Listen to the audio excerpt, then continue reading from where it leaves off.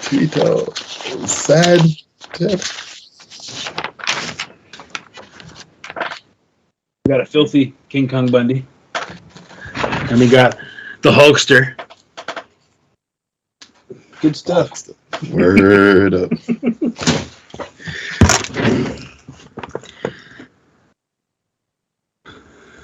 I'm here.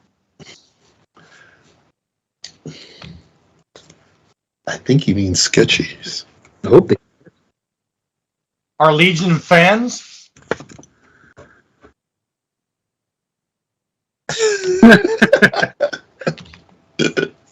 Let's hear from all 7.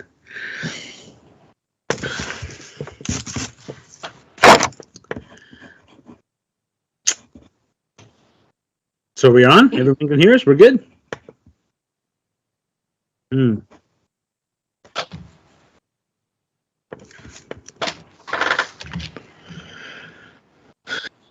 Hey guys. Woo-hoo! Woot woot. Thanks for joining us. I'm trying to pull us up.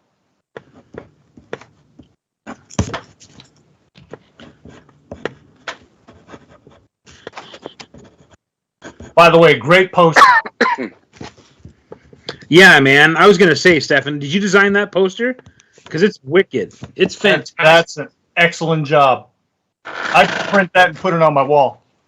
Yeah, honestly, it would make a wicked t-shirt. And you know what I was actually thinking? Now, this is just me going kind of off. I don't want to spoil any ideas, but because this is our first wrestling event, I think it's worth mentioning.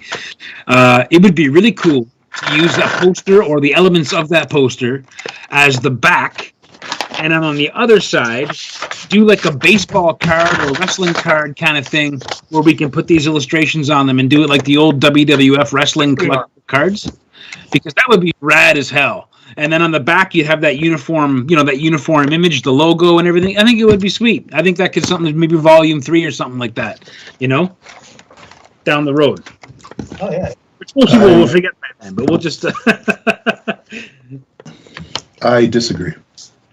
Hey, Stefan, is there any way I can back out and change my camera real quick?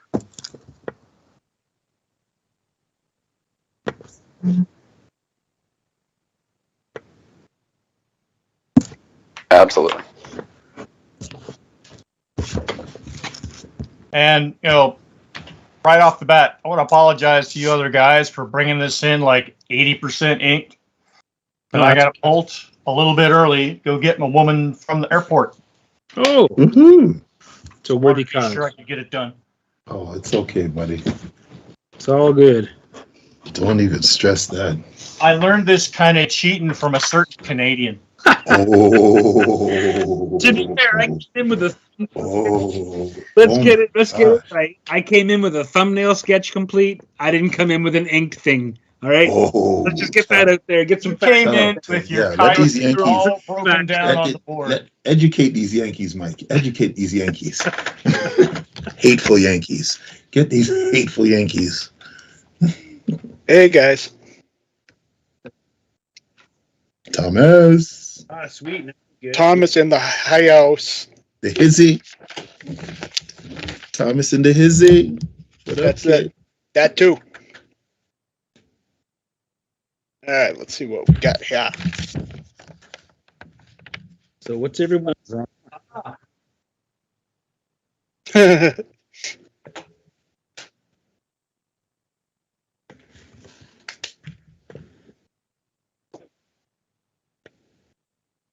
All right. Oh, good. Oh, Justin's joining us. Is my audio coming through okay? Ruby.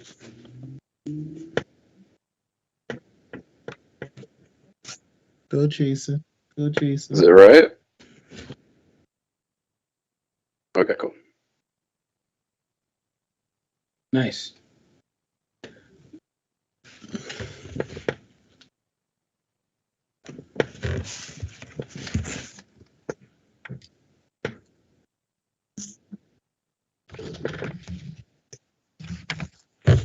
Sure. That's okay. It doesn't bother you. We're good.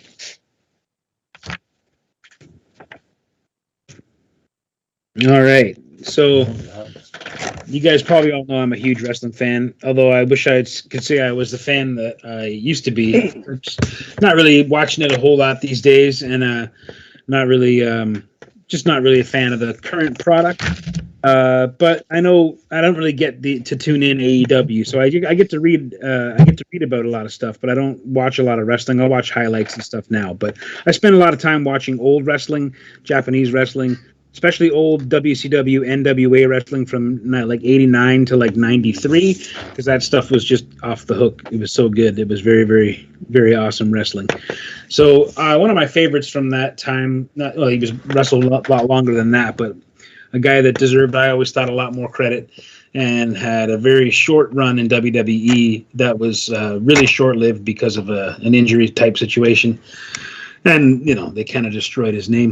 I love Dr. Death Steve Williams, and so I thought it would be cool to do Dr. Teeth Steve Mayhem. So it's kind of a mashup of Dr. Death and Dr. Teeth from the Electric Mayhem. Nice.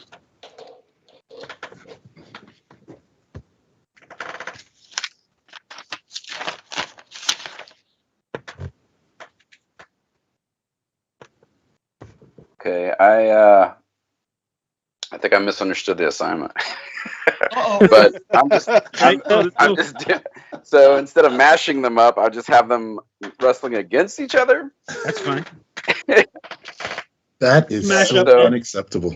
I've got Animal in the foreground here, and then we've got can't really see it, but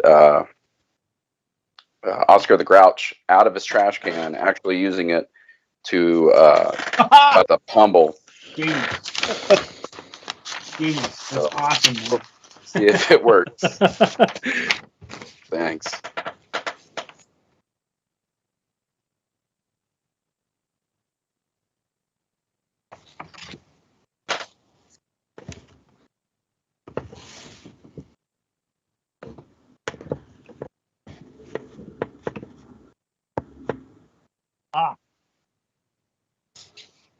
And here I went and got all serious. If anybody's familiar with the Mickey Rourke movie, The Wrestler, and what I thought I would do is ape that poster for the movie. Nice. Oh, yeah. But we have Cookie, Nice. and he's going for a cookie here. Love it. And I just thought that would be a fun way to handle it. If no one is familiar, I sound funny because I have my brush in my mouth. Yeah, I don't know if I can do this and not get her. If that will work.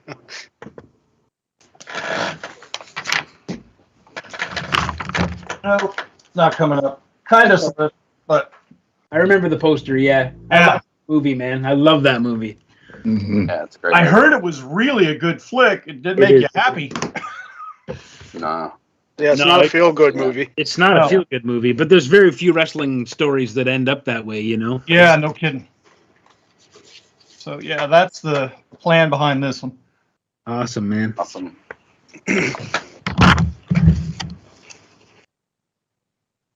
I plan on doing a few, actually, today if I can, because I don't want to work too big, and, yeah, I'm just kind of tired, so just want to have some fun, do some light stuff away from all the work.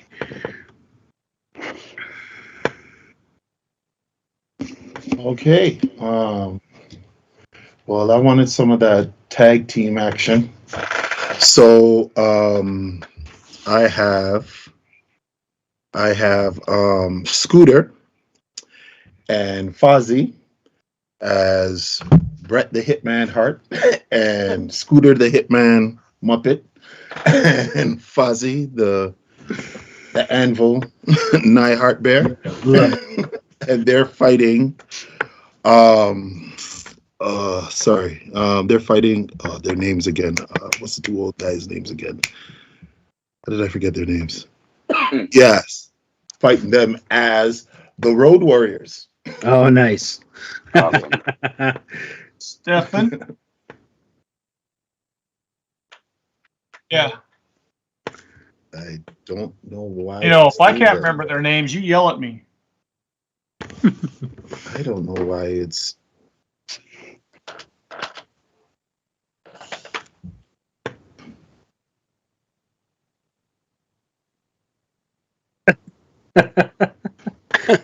I want my wounds to be addressed. So I don't know why it's.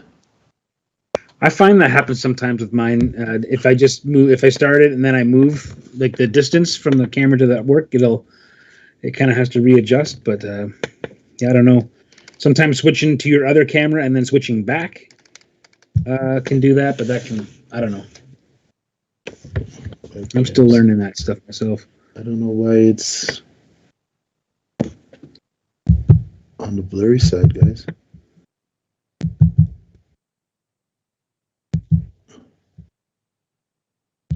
So irritating. It's always something. I never can come on this show and it not be something. it's always something with you, man. It's always something. Like, seriously, it's just like, it's always something. Stefan, allow me to. Yeah, whatever. Please. Yeah. That's it. That's me. So right at the moment, it's Mean Gene Oikerland. He's going to be doing that. He's part of that famous interview with Randy Macho Man Savage, where he talks about being the cream of the crop. But I'm going to have Dog Lion as Randy Macho Man Savage with his little creamer in his hand. Yeah. Great.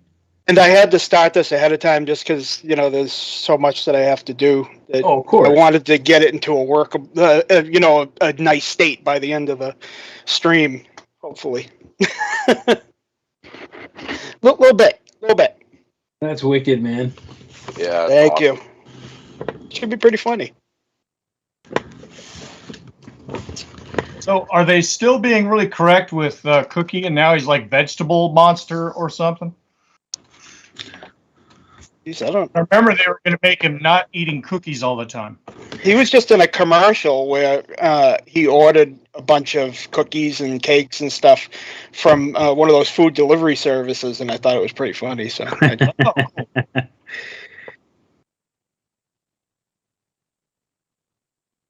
Yeah. me did it all for the cookie. Can't stop Cookie.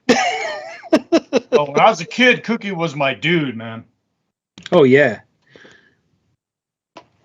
You know who was the most underrated though was Frazzle. You guys remember Frazzle?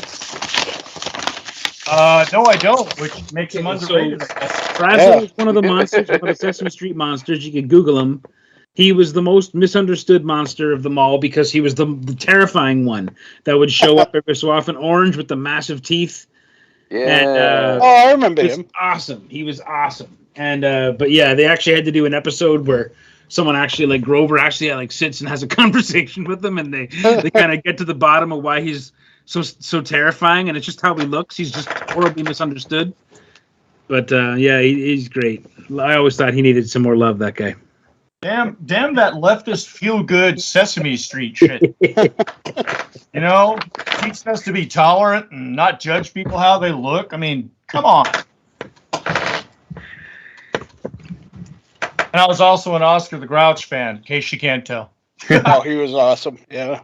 Oscar the Grouch. Yeah, my first record I ever bought was "Let a Frown Be Your Umbrella," which was an Oscar the Grouch sung record, the whole record, man. And went to Sam the Record Man in Toronto, and got that record in the bargain basement. It was it's a really weird, fond memory when I was like 6.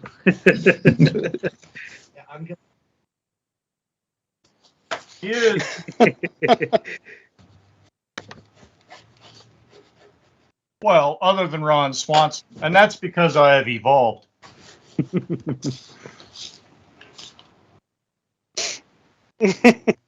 I've grown up.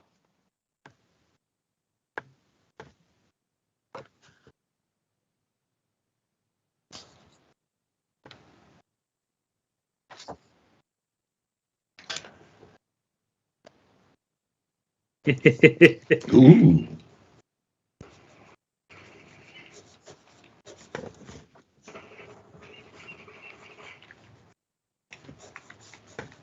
Yeah, for some reason I'm picturing him with one of those cones of shame on or something. What's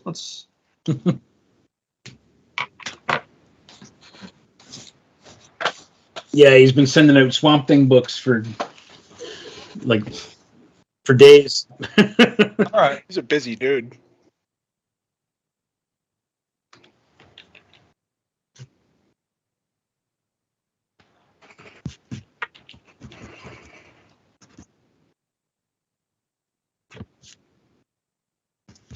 Yeah.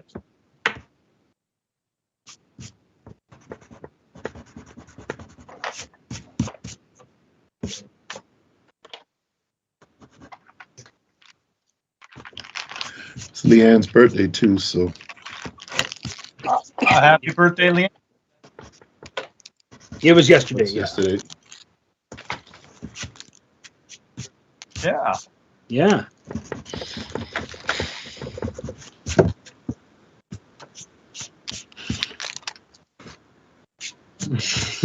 I got coffee going over here. Unsweet tea. Mm. Give me a minute, and I'll go get a hard lemonade.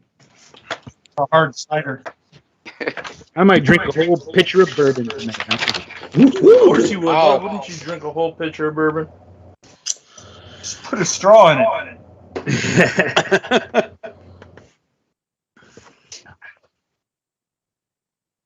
Hey,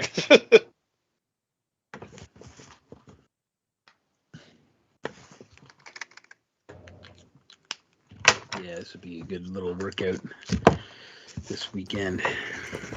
Okay, now that I got everything set, I can talk to the crowd, not just you guys. All right. So, only took 24 minutes to get everything straightened out. That's all. Yeah. That's not horrible. our fans are loyal yet patient. Hey, Barry, what's happening? All right. Yes, I'm here. And I'm going to actually leave for a few minutes to go get a drink because this has caused me to drink. Oh, after I fix one last thing. So, has anybody else finished the book of Boba Feckless, or is it just me? Oh, Yeah. no, I watched. I it. watched it yet. I haven't even started it yet. You are the smartest person in this feed right now. I'm going to tell you. Well, I've heard so many bad things. I'm like, I don't know if I can do it. I enjoyed it. Just- I remember when it first got announced and like the first trailer dropped, and everybody was all like, "Oh, this is going to be the Sopranos of the Star Wars universe," and I couldn't. Not so much. Yeah. I couldn't stop laughing about that to begin with. I'm like, wow, you are setting the bar very high. For, do you not know who's producing this? Because this is Disney. They do not, dude. I'm willing to bet that Favreau probably initially proposed that. No, I think he's smart Well- enough to know who he's dealing with. I don't think he would be like, you know what we should do? Because,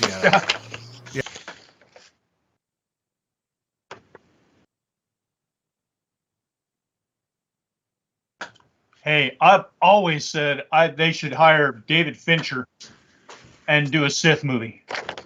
Oh, jeez. That'd be insane. Yeah. Whoa!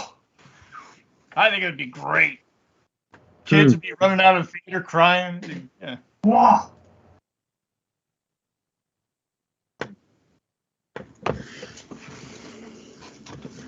If you've ever watched the movie Gone Girl, whoa!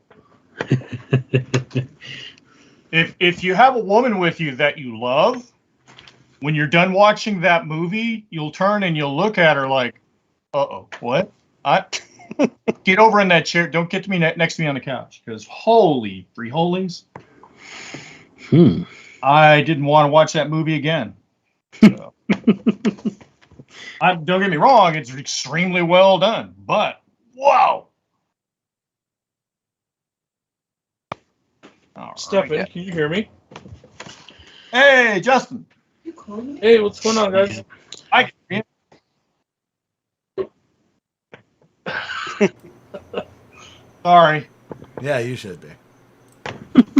I'm trying to be positive and proactive, man. Come on. How you doing, Justin? Not bad. Hey, Justin. Tired, What's busy. up, Justin? Yeah. Hey, guys.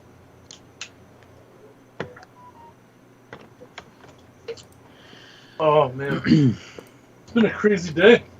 Yeah. I haven't stopped since about 8:30 this morning. So Wow.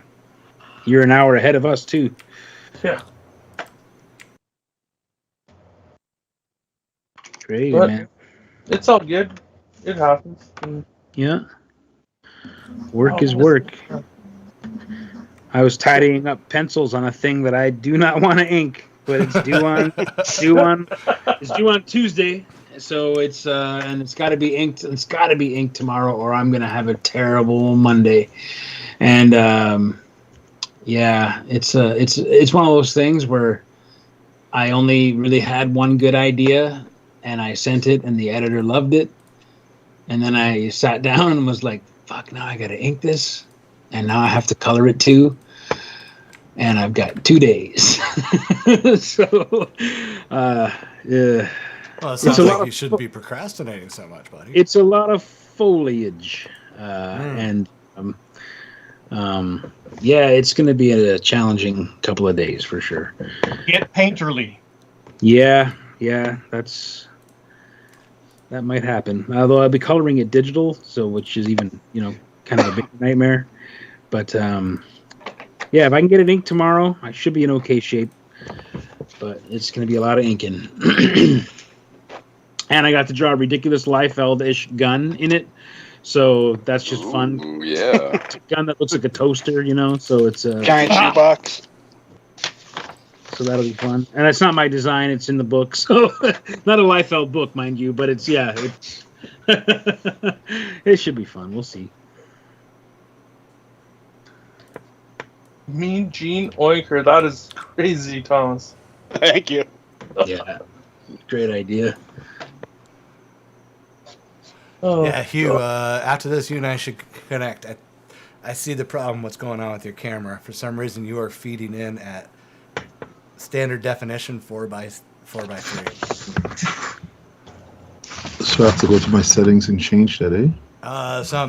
Yeah. What camera are you using? Like a regular webcam or what? Or are you using your phone type thing? No, it's just an external. Okay, all right. We'll figure it out for the USB. Yeah. And see what's going on. Yeah, because you're coming in at 4x3 and not Whoa. HD. If you go into the settings on Skype, you should be able to click the use HD and set to 16:9. Let's find it. Big 10-4 rubber ducky. What the fuck?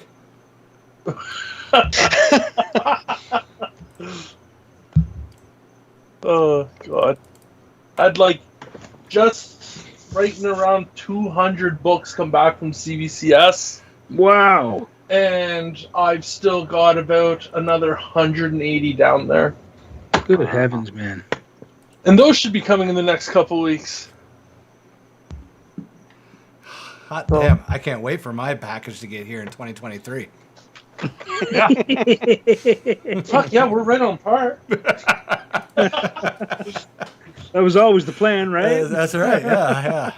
Every 2 years, man. That's right. Like clockwork. Like clockwork.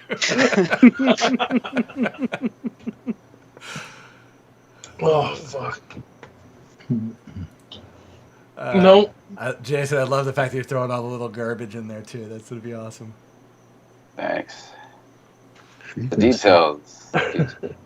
Smoke and mirrors. So technically, because I'm not on the show, I'm allowed to bid, right? No, you jumped in, son. You are on the show. Oh, am I? Yeah. People can hear me? They can hear you. Yeah. That wasn't Yeah, part of, yeah. that was not part of the deal at all. Well, you can't come in without being heard. Well, that's what you said earlier. No, I said you would only be heard, not seen. There's a difference. Hey, Stefan, where am I going to? I'm trying to find. It's hold not on. in properties, is it? Hold on 1 second, buddy. All right. What? Not irritating. Justin. Happy Shut birthday to Leanne if she can hear us or if she's on. Happy birthday. Hope I she had don't an know where awesome she day. is. She left you, buddy. She's upstairs somewhere. She saw all the books and said, "Oomph, that, I'm out." Man, it's just been like boxes and boxes and boxes for days. Because like I can pack like 100 orders of ungraded books in like a couple hours, 2-3 hours, right? But then once I get into boxing and bubble wrapping and everything, these graded books, it's like a non-stop project. Yeah.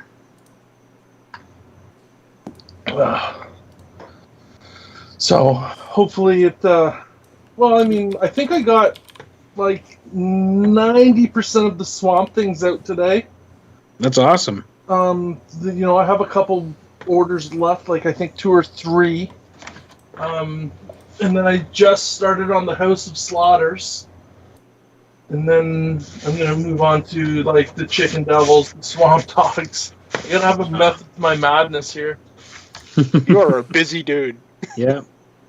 Oh, I have your books packaged. Well, they're not packaged. I have them laid out here, Karl, to package up and send out Monday as well. So, Yay!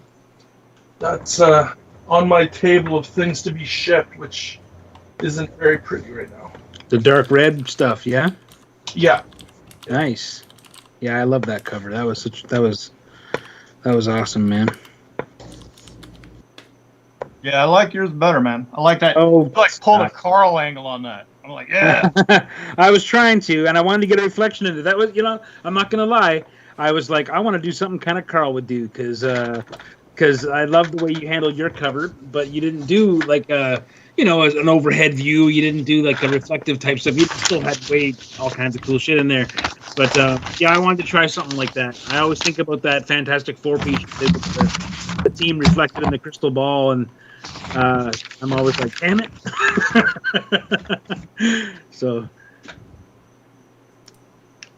Now, I rely on special effects to make people think I'm better than I am. so do I.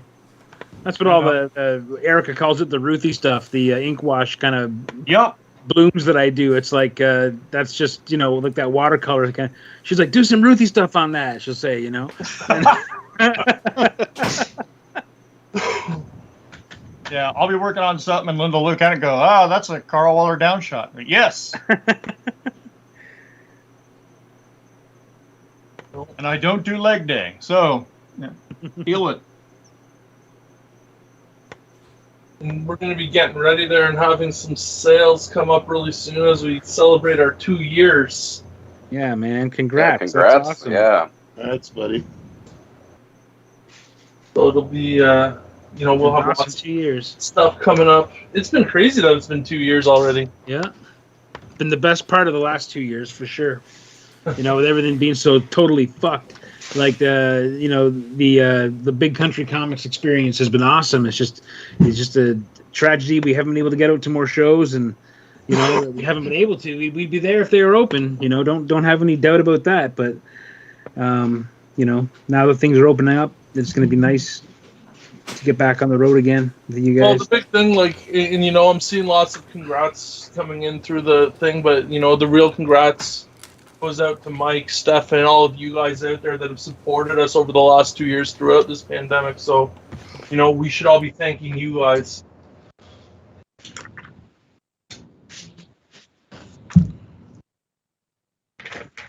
This is crazy. Oh, my internet speed is actually at the best setting. Should I try to go out and come back in? Yeah, let me try that, guys. I'll try to come back in. Okay. Yeah, I'm just gonna exit. I'm gonna exit Skype and come back in. Yeah, give me. Let me just try to see something. Yeah, I'll text you when I'm ready to come back on. All right. Yeah, right now we're getting everything ready for Toronto Comic Con next month. Yeah, man. It's going to be Gonna be a good time. It's going to be a good start to the 2022, I think. Well, it always was for like the locals here in Ontario, man. Like if you're anywhere near Toronto, I mean, for me, Toronto Comic Con is really the thing that launches it every year. It launches the tour. And, you know, it weirdly kind of usually ends on Fan Expo at the end of August, or once in a while I'll have a show or two after that, like up to October or something like that. Or it ends at the Fan Expo Christmas show, which is the one-day thing that they do in December usually. You know, the kind of a holiday shopping event that they do, which is a very small event, but it's always awesome every year. It's always a great, you know, it's always a great time. And yeah, man, it's I'm looking forward to it, man. Toronto Comic Con will be good. I figure it'll be at least as good or as big as Fan Expo was, and that was actually pretty decent for a show that was reduced down to a quarter of its population. I probably did about maybe half the normal sales that I would do on a full show. So, you know, it was as good as could be given the circumstances. And I'm looking forward to Toronto Comic Con because it's a more comic focused show, and like Kevin Boyd is just so great at his job and lines it up with so many great people. And I think it's going to be a really good time. I mean, I'm looking forward to this. Will be my first time being in Toronto for a convention, and to be there with you and Hughes, Yeah, you know, huge. So it's going to be awesome. just hang out and Yeah. And then, you know, we got a few things lined up for April and Yeah. May, and God only knows what else. Good times coming. Oh, Yeah, what happened? Everyone just dropped out again. I don't know. My screen's just like when I see a blue. Yeah, all your guys' Oh, videos no. have just died. Really? Oh, Yeah. What happened? Are we? Oh, Well, we're Can everybody still hear us? I can hear you. Yeah, I cannot I'm see here. you. can they? Okay. Can, Well, can they still hear us? See me anyways. Yeah, we're still. All right. Oh, It looks like one person's Wow. still on the screen. Yeah, Well, Deep no, River. that's Hugh's Troy. old picture. Oh. I'm only looking at it on Skype right now. I don't have anything else up, so I can still see us all. But yeah, same here. Yeah, No, see us on our. Yeah, I'm not screen, seeing but- anything but blue screen from you guys. really, Yep. hold on now. Let's see what we look like on Facebook. Oh, it's blue screen on Facebook too. Oh, is it? Oh, Motherfucker. Let's. well, damn. Shit's getting sketchy. Well, All right. weird thing is, I'm trying to share it from the group. Is it being shared from Big Country Comics, or is it being shared from the Sketchy page? Sketchy page. Sketchy page. The private page, though, because the It's not a public private page. page. It's the public What the page. hell is going Is on? it really? Because I'm not seeing it here. Motherfucker. The private page, though, because the public page. Oh, now it's looping. Sorry. All right. Somebody jump out and jump back in. Okay, Let's see if that will. I will jump out. I'm blaming Danny for fucking jinxing us.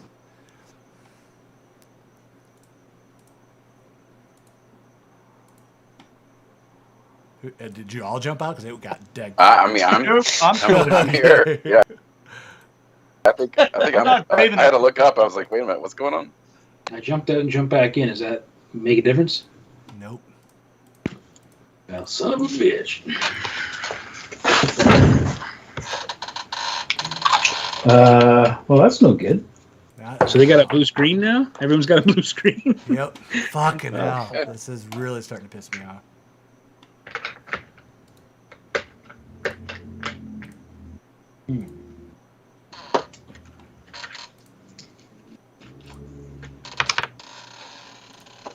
Ah, man. All right, you know what? Woody. I'm gonna kill this and start. I'm gonna keep the feed going. Everybody can hear me. Okay. I'm gonna Okay. kill the Skype call and recall everybody back in. Let's get everybody back in. All right. Cool. Sounds-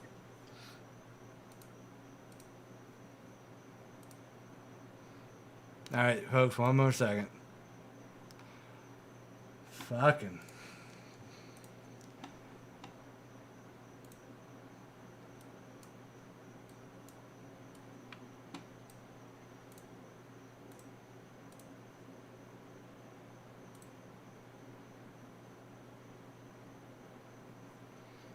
All right, Thomas, you're back up Cool. because you didn't leave the call, which was good. So I was able to just join the call. So let me put you full screen while we figure everybody else out. Ah, right. Exactly how I planned it. Exactly. It all makes sense now. What'd you do? Broke it. All right. We got Thomas at least. Jason, are you there? Can you hear me? I can hear Can you. you hear me? Jason. Can't see you yet, but I can hear Oh, you. hold on. Let's see. Is that? There, I see your Hold on. fan. I am. There you go. All right. That work? Yep. Oh, yep, Jason's yep. back. All right. We're in. Yeah, things are starting to show Hey, back all up. right. All right. All right. Let's see if we get it. Hello. All right, Mike's back. Okay. Hello, Mr. Rooth. Hello, hello. All right, am I back? Getting the Yep. team back together. Okay. Now we just got to figure Hugh out. Oh, Getting the band back together, man. no. I'm starting to see where the problem is now.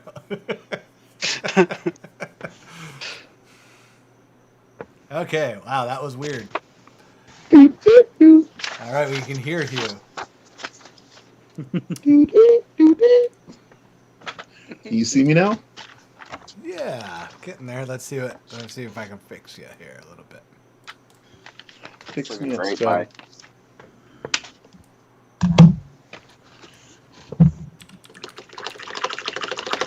Mike, are you using like India ink, or are you using like watercolor? Oh, I'm using Ecoline water. It's like liquid watercolor. It's Yeah. brilliant. Like, it's actually, I quite like it. It's really strong colors. You can water them down and blend them and get pretty cool stuff. But the pigment is very, very strong. But I like it because it's so vibrant it doesn't seem to interfere with the ink too much. I'm a little bit sloppy with this one. I haven't done a lot of coloring by hand lately. So I'm getting my feet wet with this one a little bit again, but it's how I color most of my commissions, and then I usually go on top with like acrylic and stuff like that for highlights or whatever. All right, here your Yeah, feed is I've much been looking better. into that. Thank you, sir. I quite like them. They also come in this form too. See if I got one handy here. They, I think people who aren't really, well practiced with the brush, or they want to try something else. They also come in marker kind of form, and you can lay down color with these, and then activate it with the brush afterwards, kind of thing. But they're really, really strong coming out of the pen. But I decided to treat myself to a huge, like the full set of these, just because they're just handy to have in a pinch. And I never really got into the whole Copic marker thing. I just never could kind of. Yeah. Like, I have never like been a 2 or fan of 3 that. that I like that I use, like a couple of like light blues and a couple of light yellows and stuff. But I never really bought a set of Copic markers because they're always so expensive. And these ones just seem like a kind of a better investment because I know how to watercolor a little bit, and I can kind of get the most of both worlds. Be right back. The best of both worlds, so to speak. There you go. Yeah. That's actually what I'm looking for. I used to do sketch cards. A couple of years ago, and I hated it because I didn't want to do Copics because exactly what you just said. I didn't want to invest in so much money in that, and then so I use these little water palette colors, and so I've been looking for something a little more exactly what you're showing. You know what you might also like, and Hugh saw these when I was in when we were together in Winnipeg, and I actually picked up another set of these. So these are available at this one store here called Gwartzman's not near where I live, about an hour and a half away. And these are actually pages, little panels that have been infused with the pigment. And actually between each color scheme, there is a piece of kind of a wax, like a thick wax paper. So you kind of have a little miniature palette, and it also keeps them apart when you want to close the little booklet up. It's totally dry, so I bought this with the idea that if I was getting on planes and going to shows, this is a really easy thing that I can color with, and the colors are super vibrant. Like I can, and it's pretty good. I'll send you the link after the show. But if Yeah, you go to please do. Sportsman's and look, it's called Viviva, and it's they have a few different realms of color, but this is kind of their basic one, I think. But yeah, man, it's pretty good, and it's just like using a watercolor palette, but it's just these dry, flat panels, like sample panels, basically. So Yeah, really, really good. I like stuff like that. Yeah, super handy. Light and easy. You can pack it in a sketchbook. You can put it in a pencil case. Like it's, that's the whole thing. You got the whole rainbow right there in your hands. Yeah. You know? That is cool.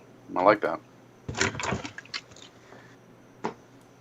Gonna be drinking one of Linda's blood orange ciders. Oh, nice. Out of a mug that Diana sent from Germany. And how nice. We are crossing fingers as she is in Germany. We're hoping she doesn't get deployed for World War III. Yeah, fuck, right? Me too, man. Womp womp. Yeah. Zip it back up. Put it back. Whoa. Someone looping. I'm guessing Hugh joined us again. Or not Hugh, Justin joined us again. Why is it got to be all about me? By the way, here's me recycling. What you using there? Hold on. Where are you? Yeah. So his rated G art just went to PG. Oh, nice. The backside there. Yeah, I printed this off. I was going to do a Witchblade piece just because I'd rather do Cookie. What do you think of that?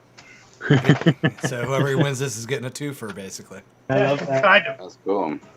If it wasn't nasty on the back, I'd ink the back. You can get something you can flip around.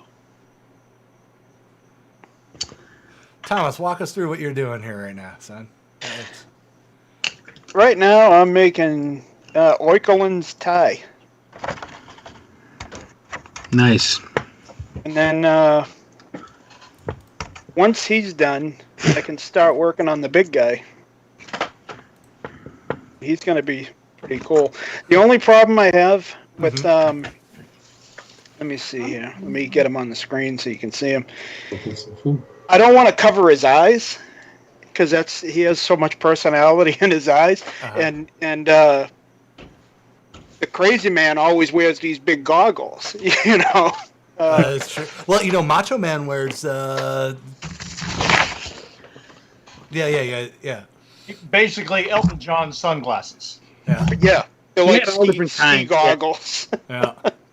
My favorite were the kind of ski goggle style looking ones. Yeah. Yeah, and that's big the fence. ones he wears those in this interview too. Yep. He's got like his head bandana and those giant snow goggles on. I remember the interview well. Oh yeah, one of the best. Yeah. I was a lunatic for Macho Man those days. Yeah. I was the only guy in the bar cheering for Macho Man at WrestleMania 5.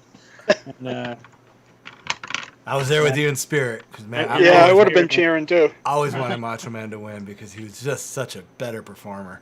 I was just so sick of Hulk Hogan at that point. I was starting to have the wool pulled away from my eyes, and despite all the storytelling and the see-through stuff that I eventually figured out and twigged was just entertainment, I remember just feeling like, despite all of that, knowing all of that, Randy Savage just carried himself in the ring as if, much like Bret Hart did, as if they were telling a real story with their bodies in the ring, and that's what I always appreciated about guys like Macho, who were so good at connecting with the fans, but also just so good at connecting in the ring and making it look believable.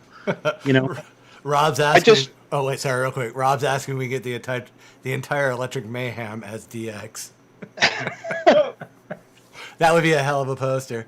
That would be, yeah. I was going to turn the Electric Mayhem into the Fabulous Freebirds, but it occurred to me that a lot of people don't remember them. Wow. A lot of people probably don't remember Dr. Death. So, yeah, like I said, I'm really surprised no one's turned Floyd into Hulk because he's got the same stash. Am I positioned okay there, Stefan? Yeah, you're good, buddy. Yeah, you're dead center. Yeah. I noticed I kept on sliding over it, but I don't know how it looked on Facebook. I'm just watching the fight behind me here. So you're good. Yep. You're right at the edge of the side panels to your left, so right, you're dead center screen. Go any further left, though, you'll be covered. I got you. So. Well, I'm going to probably do this one and maybe try to do 2 other ones. So if anyone is a Dr. Death Steve Williams fan out there, or a Dr. Teeth and the Electric Mayhem fan, or a fan of both, ideally, feel free to start bidding on this if you want, I guess. Are you ready to go on this one? All right. Yeah, sure, man. I'm just going to watch in the awesome. background and I'll call this one done. Sounds good. All right. So Damn, dude. We will, let's hold up 1 second. Let me get the timer thing going. Justin, you can't bid. Sorry. Yeah, you notice he went awful quiet after I told him he couldn't bid. So I think he may have actually left. He can't bid? Hold on. He's not allowed to bid? Steal his little ray of sunshine. Even if you're just doing audio only, if you're on the show, you can't bid. That's not how this works. I gotcha. Okay. Because All right. that's like going to an auction and the auctioneer raising the price. Mm-hmm. Is that frowned upon? It is in my world, yes. 1 second. Sorry, let me get off my soapbox real quick and find the timer. Yeah, soapy.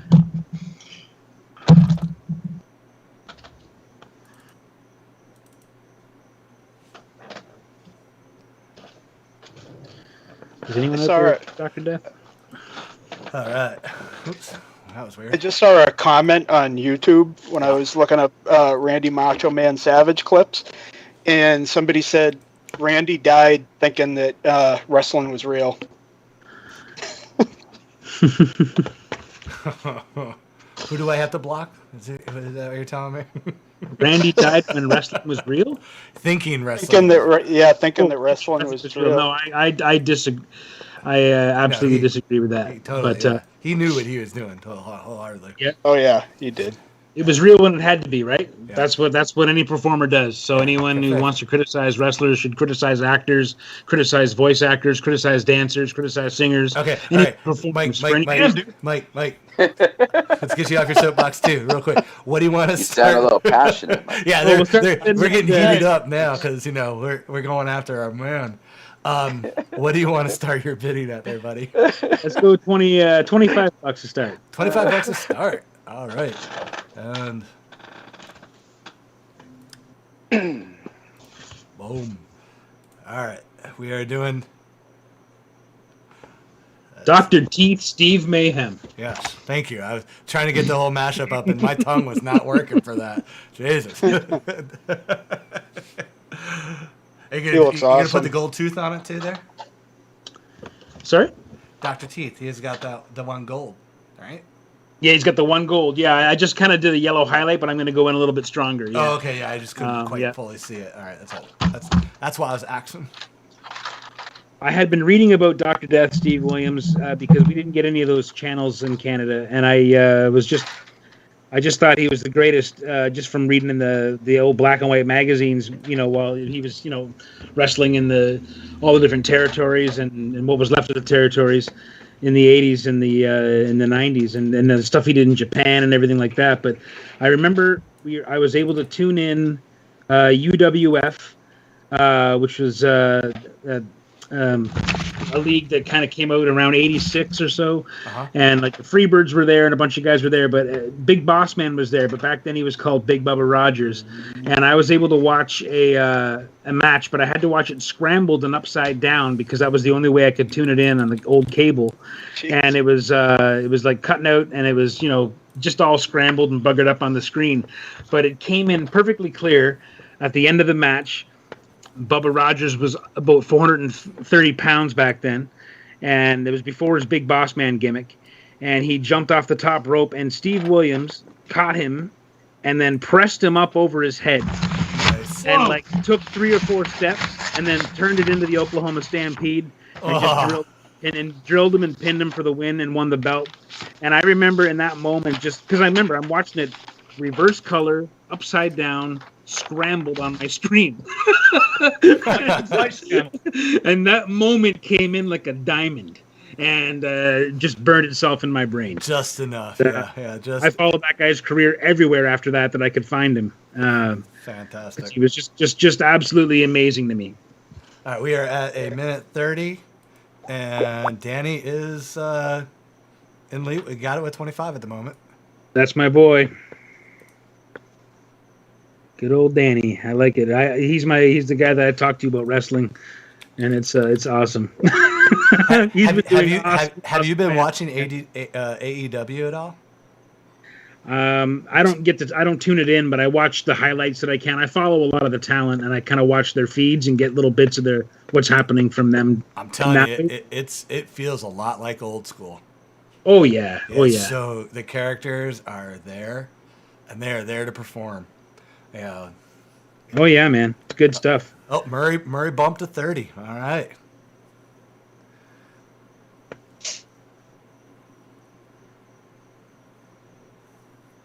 Sweet. We are at about 40 seconds left. And Murray got the dark red art. Yes. Isn't that what happened? I think that's what I saw on Facebook. Yeah. Yeah. I have been so detached lately. Didn't he get both of them? I think so. Yeah, it was a dual auction. Yeah. So I haven't mailed it yet because I was waiting for this show, just in case Murray was gonna join the fun as he usually does. Wow, that was weird. The timer just went off haywire. We're down to the last 10. The second was just so weird. All right. Danny jumped in with 35. Yes, he did, and it was a steal.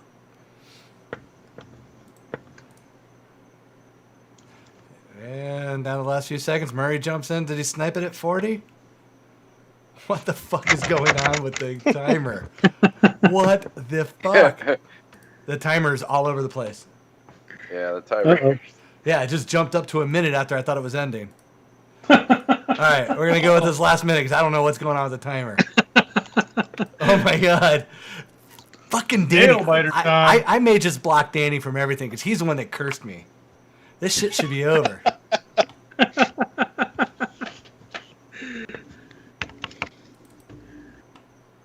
This is all Danny's fault.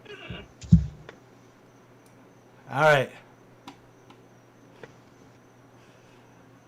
Yeah, the timer is so drunk. No shit. Tell it to go home.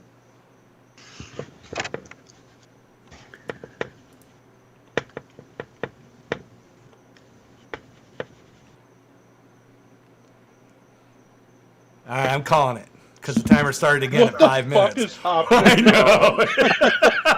I killed the script. All right. Murray gets it at 55. Justin, turn your fucking microphone off or your speakers, one of the two, because the loop back is you, buddy. All right, Murray wins it at 55. Right on, man. Yeah. Cheers. All right. Well, I figure out the Montreal screw job. Exactly. Well, I figure out whatever happened with the timer real quick. I'm going to switch it over to thank everybody. We are at $3,518 on the Kickstarter. So that means we did open up the latest stretch goal, which is Karl's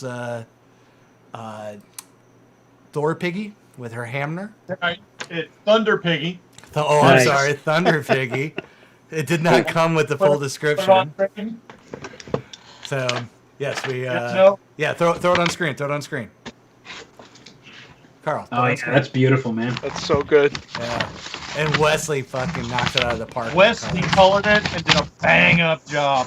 Oh, yeah, well, that guy's incredible. Yeah. He's all right. Don't go too far. I don't want him getting big-headed or anything. Oh, no. Hey, he's coloring the pound. I want him to get as big a head as he can. Okay, who's building something? Who is building something? It's raccoons. Raccoons in the machine, man. Is that I'm building a fort. Jesus Christ. Someone was burrowing deep for something. I need my chips. That was at the bottom of the bag. Oh, man. Well, now that Hugh's camera's working, I want to show a little love over here to this big old mashup he's got going on. And plus, he's using Scooter as Bret the Hitman Hart. So this is literally heartbreaking for me that I won't be able to bid on this one. Beautiful. Yeah. Yeah. Barry said whoever was digging went elbow deep.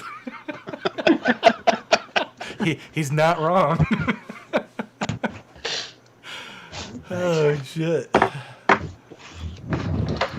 All right, Mike. So we're calling it for Murray on that one, just in case. Beautiful. Cheers, Murray. All right. We'll put this with the dark red. Yep.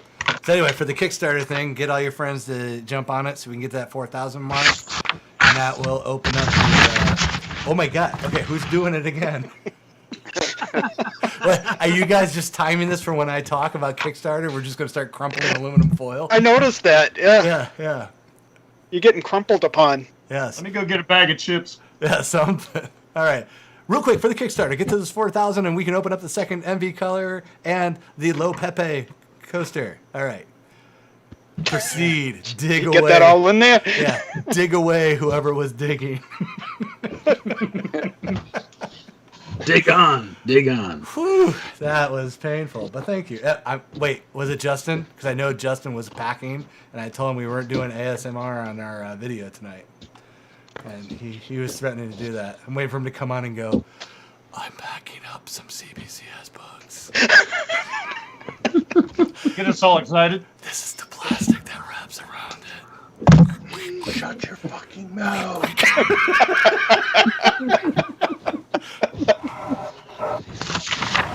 scraping the microphone. There it is again. Worst ASMR ever.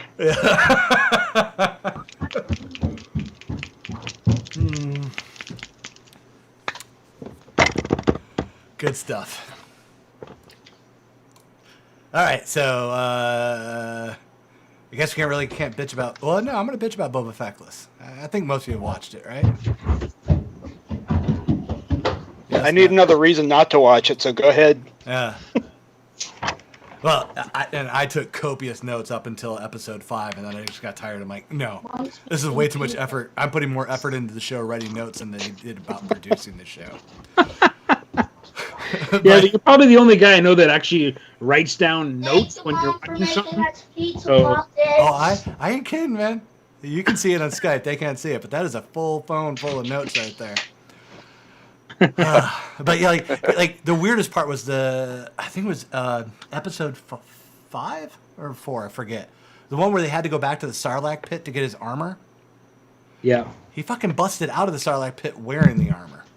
Well, here's the thing that that's the thing. I was kind of like, okay, hold on, because up until that point, I was more or less enjoying the show, but I was like, I could see going back and getting revenge and killing the fucking Sarlacc, but you're not going there for your armor because you were robbed by Jawas. Didn't he try to fight off the Jawas? Yeah. Sorry. Jawas stole his armor. Yeah, that's what I was like. Why are you going back for your armor? It makes no fucking sense. And like, how dumb can you be to take your spaceship, ship in general, because apparently it can fly in atmosphere too. He's about as dumb as anybody who looks at the fucking eggplants in Alien. You know what I mean? He brings his ship all the way to the fucking hole, and like, I can't see anything. You fucking moron. I mean, I noticed they're not allowed to call it Slave 1 anymore. No, but I mean, for him to do that, I was just like, and first off, how does that ship actually go in reverse? All the thrusters are on the back side of it. Like, when that ship was fucking tanked on the fucking cockpit, laying in the sand, I'm like, well, you might as well, fucking hit the eject button and figure out how you're gonna get out, because that ship is done. Yeah, and wait for the Jawas to come up and strip it and put it on blocks, because there is nothing left for that he could do. But somehow it magically has reverse thrusters on the back side. I was watching it going, no.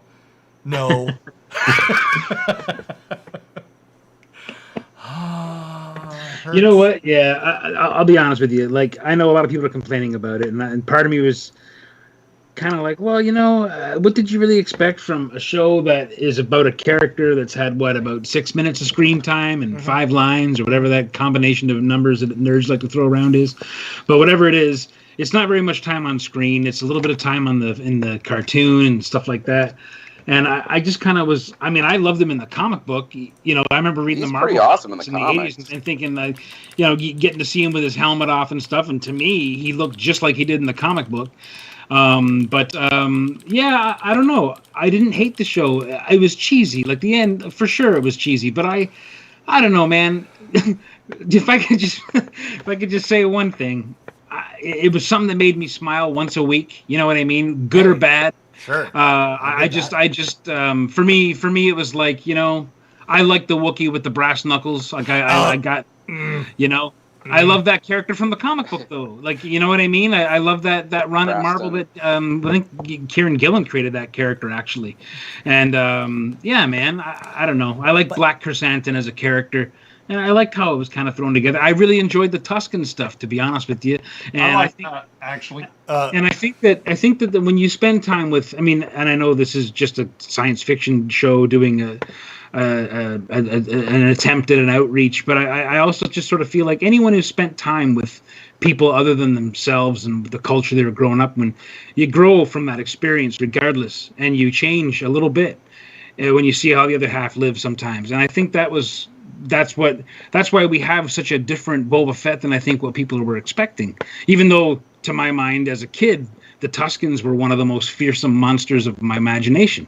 I thought they were incredible. They terrified the shit out of me. They beat up Luke and that whole business in the first film. Like, I was, you know, pretty young, right? So seeing these things come back, this is me. I'm watching the guy basically play with his same Star Wars toys that I played with, putting the Tusken Raider stick in his Boba Fett action figure's hand, and just seeing where the story goes from there. So to me, it was just sort of like I didn't hate it. I accepted it for its shit, and I just kept on eating it, I guess. I think they could have really gone, like with the Tusken Raider part of it, you know, they could have really riffed hard on like the movie A Man Called Horse with Richard. You know, I mean, and showed the Tusken Raiders, like, I'd have had it where Boba was being straight up, I'm getting the F out of here. I don't care who I have to kill to get out of here. And actually the Tusken Raiders might make him a little more human. You know, because you know, the perception of Native Americans is they're all savages who got to kill a buffalo and wipe their asses out. And then you watch A Man Called Horse and you see the civilization of them. And that would have been a really interesting thing to play on. Yeah, if they would have gone that deep. You know, and instead he had to show him how to take out the train. No, they would have shown his ass. Yeah, that's true. It turned into Dances with Wolves. Right. Yeah, because like that was the whole thing. It was like the most honest line came in episode 2 when Boba Fett was talking to the Pike, saying, "I'm no bounty hunter." Like, no shit, you aren't. You haven't really done jack. You got that right. Yeah. I was like, oh man, you are. I mean, and honestly, I'm pretty sure the Tusken Raiders really had no respect for Boba Fett in general, because like the moment he kind of wins their affection in a way, and they have the big moment of them dressing him for whatever reason. Right. They dress his ass as a dumb Sith Lord style thing. They don't give him the headdress and the moisture drawers for the masks, and they dress him in all fucking black. Good luck, son. Go out in that desert. Boop. Yeah, they're just fucking with him the entire time. And my biggest disappointment with the Tusken Raiders is like this biker gang shows up and annihilates all the Tusken Raiders, and not a single biker was killed. Yeah. I'm like, give me a fucking break. I'm like, those are not Tesla speeder bikes. You're gonna hear them coming, because every time we see them on screen, they have that high pitch engine. Yeah. You know, and I was just like, oh, come on, Tusken Raiders are so much better than this. You know, if they would hear that from so far. Yeah, I know. It's And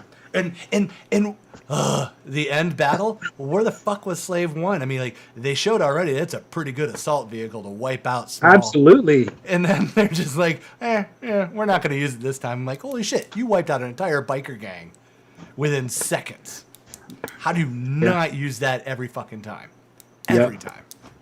I had the slave one as a kid, and I loved that thing. I loved it. Like, I remember getting the birthday I got it for and everything, and I loved that toy, man. And it came with the frozen Han Solo and Carbonite, and oh man, it was just such a beautiful. It was just so awesome, and I had a Boba Fett too. Like I was. What does Hugh always say? Good times, like happy days. Was it? Oh man! Oh, yeah, the schoolboy on good times. That's right. That's right. What's the phrase? Like a schoolboy on good times. Oh yeah.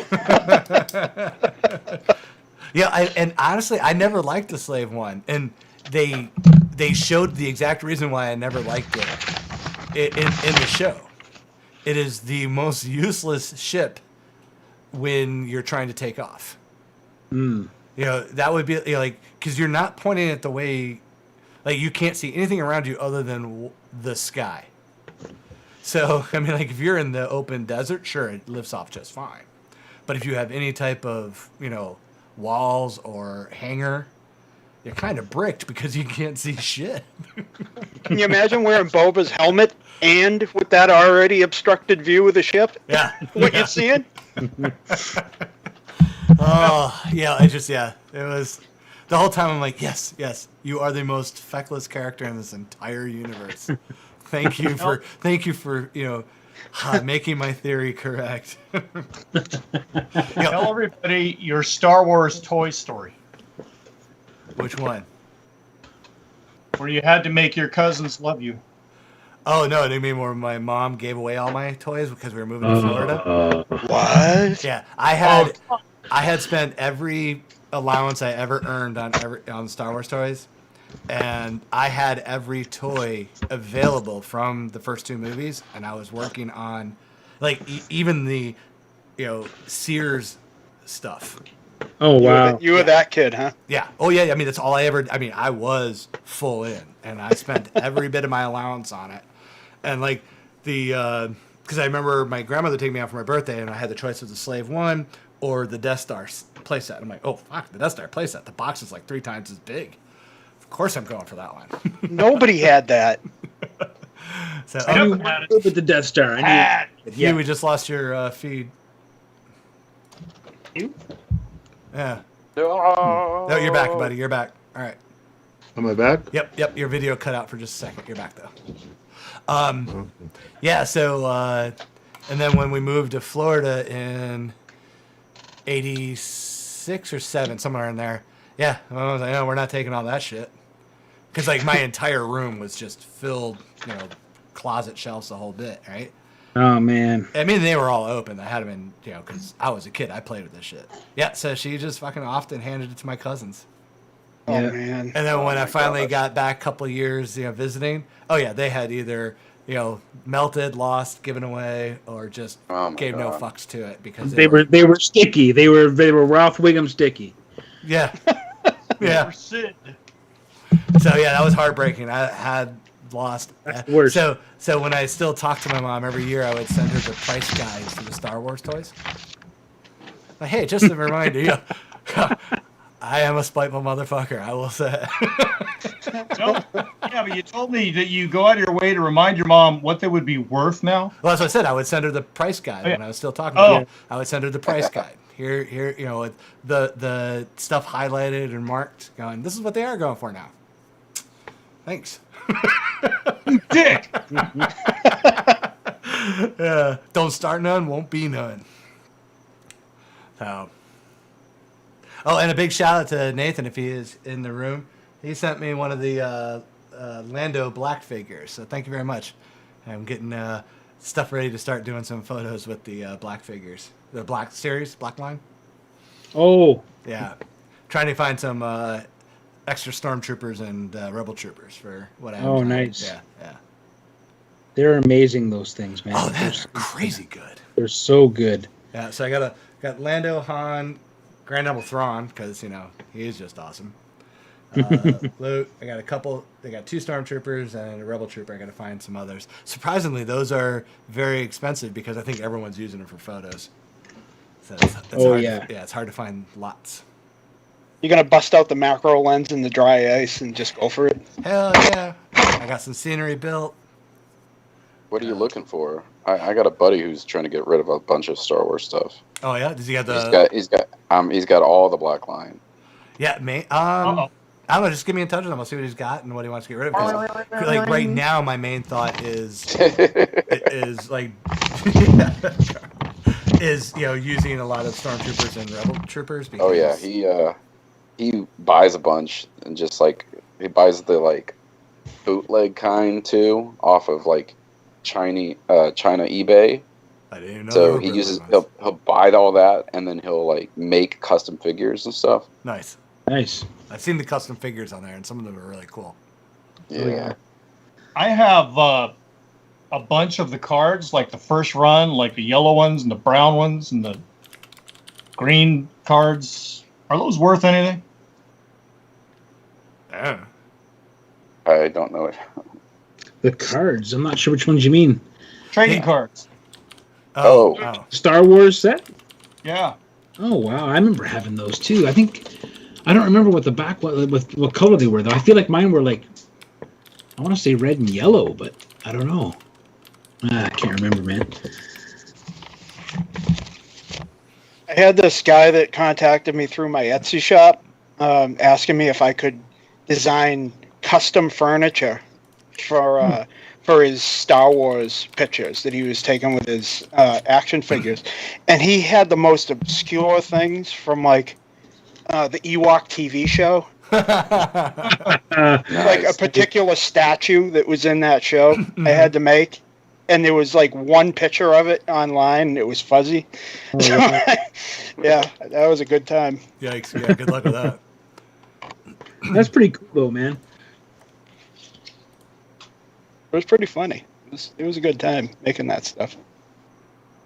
I always wish they would have released as a set the monsters that are on the 3D chessboard. Oh yeah. Because I remember that's one of my favorite parts as a kid. Like this big claymation figure body slamming the other one, on this chessboard, and like a little like kind of taunting kind of action as well, and while Chewie's getting pissed off. Like I always loved that scene. I thought that looked so cool. I would have loved to have had those figures.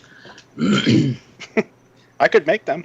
Yeah, let's say you're talking to the guy who can fulfill your needs. Really. I can do that kind of thing. He's the man. Just saying. I saw some of your stuff on Instagram, dude. That Mr. Gone is awesome. Oh, thanks. Dude, you should see that. I love the Max. Yeah. Oh, yeah. Yeah, the stuff he's been doing is killing. Check out his Cthulhu on his Etsy page. Yeah, I saw that too. Yeah. Because I want to say Audrey 2 is my favorite, but I have a Skaven. I like the Audrey one too. Yeah, I have a Skaven on my shelf, so Audrey's taking second seat to the Skaven, and I got Thomas building out like a Skaven army for me now. Yeah. So good. Where do you see that ogre? He's just getting out of control. Fucking wait. You getting a rat ogre? Well, I'm getting him to do like a bunch of the Skaven. Like, I want a Plague Bearer. Yeah, there's a bunch, but yeah, he's doing Rat Ogre right now. After he sent me the Storm Vermin, I was like, "Yep, got to get me a Rat Ogre."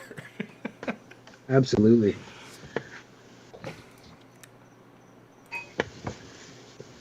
So this next one is, if you haven't figured it out already, is going to be the Underbeaker.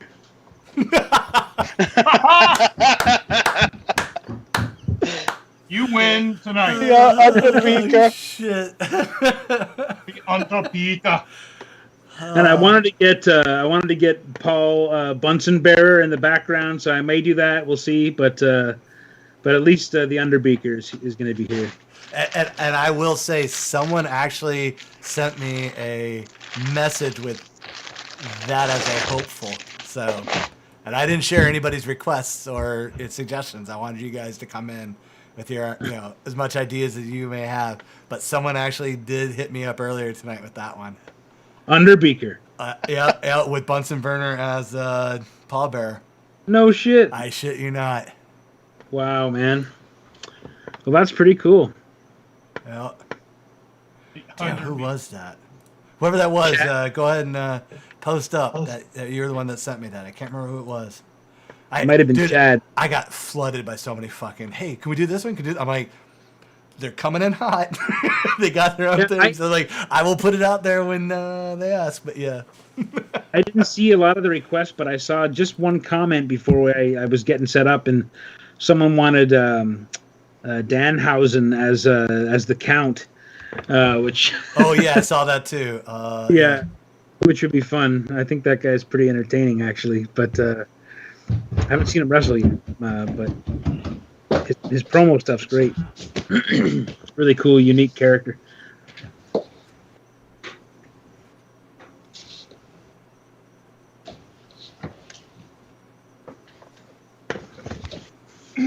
Man, this fur is eating me up. What's eating you up? The fur. Oh, his fur. Oh, yeah.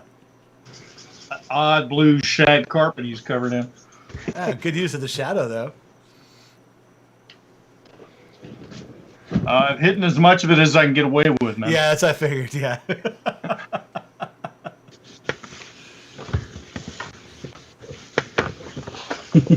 Oh, shit. Wow, that's really bright. Sorry, I'm getting kind of washed out there. Oh, no, it's looking good. Oh, okay. Yeah, because using a lot of black, so that'll be fine.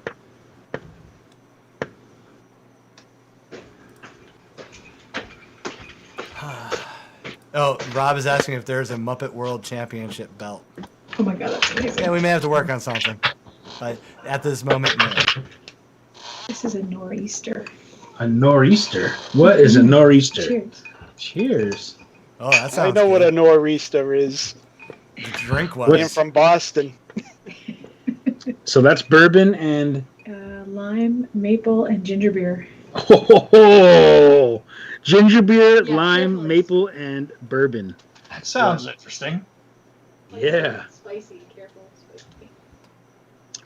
Oh, it is spicy, but I live again. That I'm sounds reborn. good. That sounds really good, yeah. Holy moly, yeah, because that ginger beer is not too sweet. No. Oh, that's nice, man. Woo! Spicy, though. That'll put hair on your chest. Or burn Dude, it she off. must like you or something.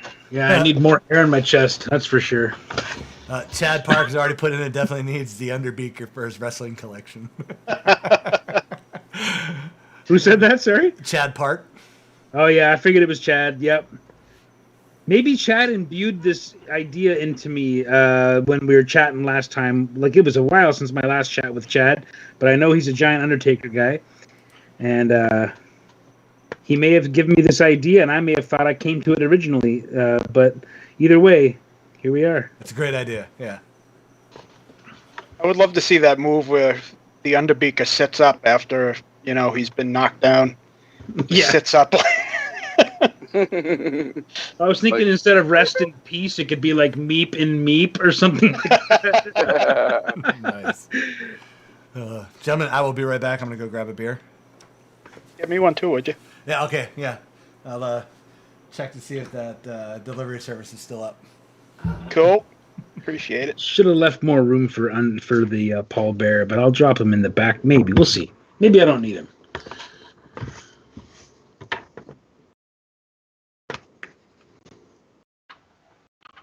I'm not the biggest fan of the Taker. I mean, I've kind of had this wild roller coaster type feelings around the Undertaker. I do feel like he's probably contributed a lot more to wrestling than most wrestlers get in 10 careers. He has certainly brought a lot to it, and I remember him first as Mean Mark Callis in WCW. I really enjoyed the Heart Punch. I loved it when he had Ox Baker as his manager, the terrifying Ox Baker. He did that heart punch and made it look so believable. He walked the rope and did the elbow from the middle of the ring, like from the middle of the ropes, as opposed to from the corner. Yeah. He was just a sensational athlete in the ring in those days. And I remember when he debuted as The Undertaker, I just died laughing in the bar because I was like, it's Mean Mark. And, and he murdered everyone. Like, he murdered legends in that match in his debut. And from there, he was basically set. But over time, I got so bored of the character, and then he kind of rebuilt himself and came out as something new, and I enjoyed that. You know, I enjoyed the American Badass stuff. I enjoyed his return to the, you know, to the necromantic kind of stuff and the Dark Order kind of stuff, and then you know, I feel like as an evolution, he's kind of had this absolutely perfect career. You know, like his first match, he wore under a mask. He was called like Texas Red, and he got killed by a Bruiser Brody in a match, and it was terrible. It was his first match ever, and he just got destroyed by Bruiser Brody, and to see his career finish the way it did was kind of beautiful. But then, I don't know, man. I don't want to get politics involved, but it's one of these things where you find out about who the person is outside the ring, and like, I mean, this is just me, but I think if you got a pet tiger, you're kind of a douchebag. I mean, no, say what you want about the guy's in-ring ability and his ability to talk in the microphone and whatever. He was a hell of a basketball player too, apparently, before all that. But yeah, he got a pet tiger, man, and I just can't abide that. I'm sorry. Much as I'd love to have a pet tiger in a perfect world where I had endless space and, you know what I mean, that kind of thing. The only way I would have a pet tiger is if it was like a Life of Pi situation. Or like the tiger found me, like all the stray cats do. I think I'd rather just be like friends with a tiger. Like if the tiger in my area existed and wasn't hunted, and I could encounter him. Sometimes it'd be cool. Yeah. Sometimes it wouldn't be. Maybe he'll eat me today. Who knows? But just the idea that I could just know a tiger would be cool. I don't need to have one as a pet. And to me, that's just a bullshit status thing that, you know, multimillionaires like the Undertaker get to do. But anyway. It just doesn't sound like a great idea to have a tiger wandering around your house. Yeah, I don't care how much money you have. It just doesn't sound. Ask Siegfried. Like, you know? He'll let you can't ask him now. As I'm saying, it'll eventually catch up to you. You know, a house cat will tear your arm off if you're petting it too long. Man. Can you imagine what a tiger would do? I have permanent marks from Rama, my cat. He's He has let us know he was here, you know. He's a cat that needs to be acknowledged sometimes, and I have some memories of that I'll always have. But yeah, he's a good cat, you know. That's like having an animal in your house, man. That just comes with it. They'll hurt you because they love you, you know. Yeah. And I'm gonna say the only reason I enjoyed the American Badass part of his career was it gave Kurt Angle so much fodder. Oh, it was wonderful. Kurt Angle was whoever was the work they did together was wonderful. Yeah, whoever was writing for them at that point. Oh my God! When Kurt Angle came out on the moped. Oh God! That was a moment of beauty. Oh yeah. Yeah. I think he had his little tiny cowboy hat around that time too. Oh yeah. He was just mocking and dunking on the Undertaker the entire time. Never seen an athlete take to pro wrestling so easily and so perfectly and with so much success as Kurt Angle. Like he is. Well, because he could actually wrestle. Well, that's the thing. He was dynamic in the ring. He was an Olympic gold medalist wrestler, man. Like that was all legit. That wasn't a gimmick. Like, great performer. Yeah. And man, like really knew how to work the mic and knew how to work the audience. Either way, face or heel, the guy had you. Yeah. You were great comedic timing. That's true. Yeah, his comedy was top.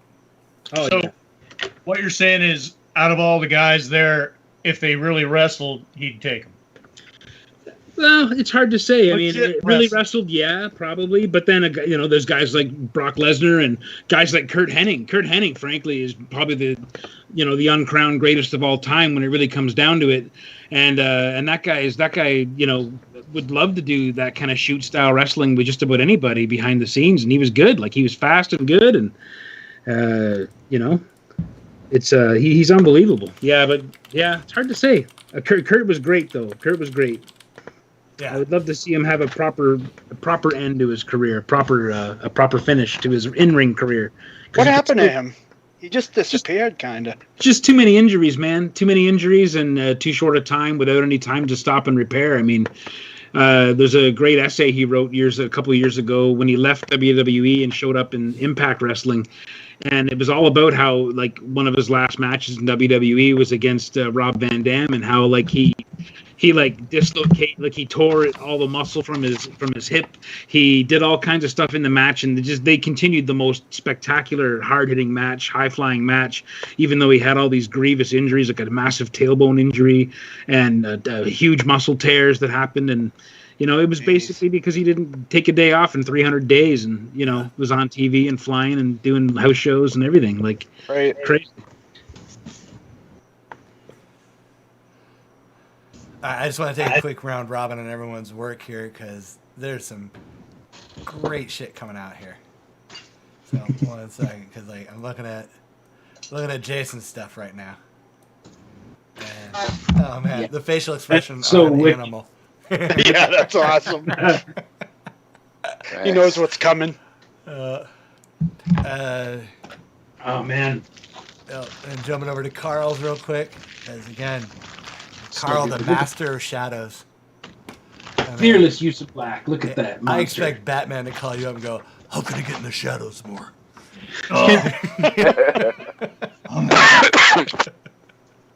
Can we get Karl to draw a Batman story? Like, honest. Like, we got to have that happen. Yeah, we got to do a Batman night, I think.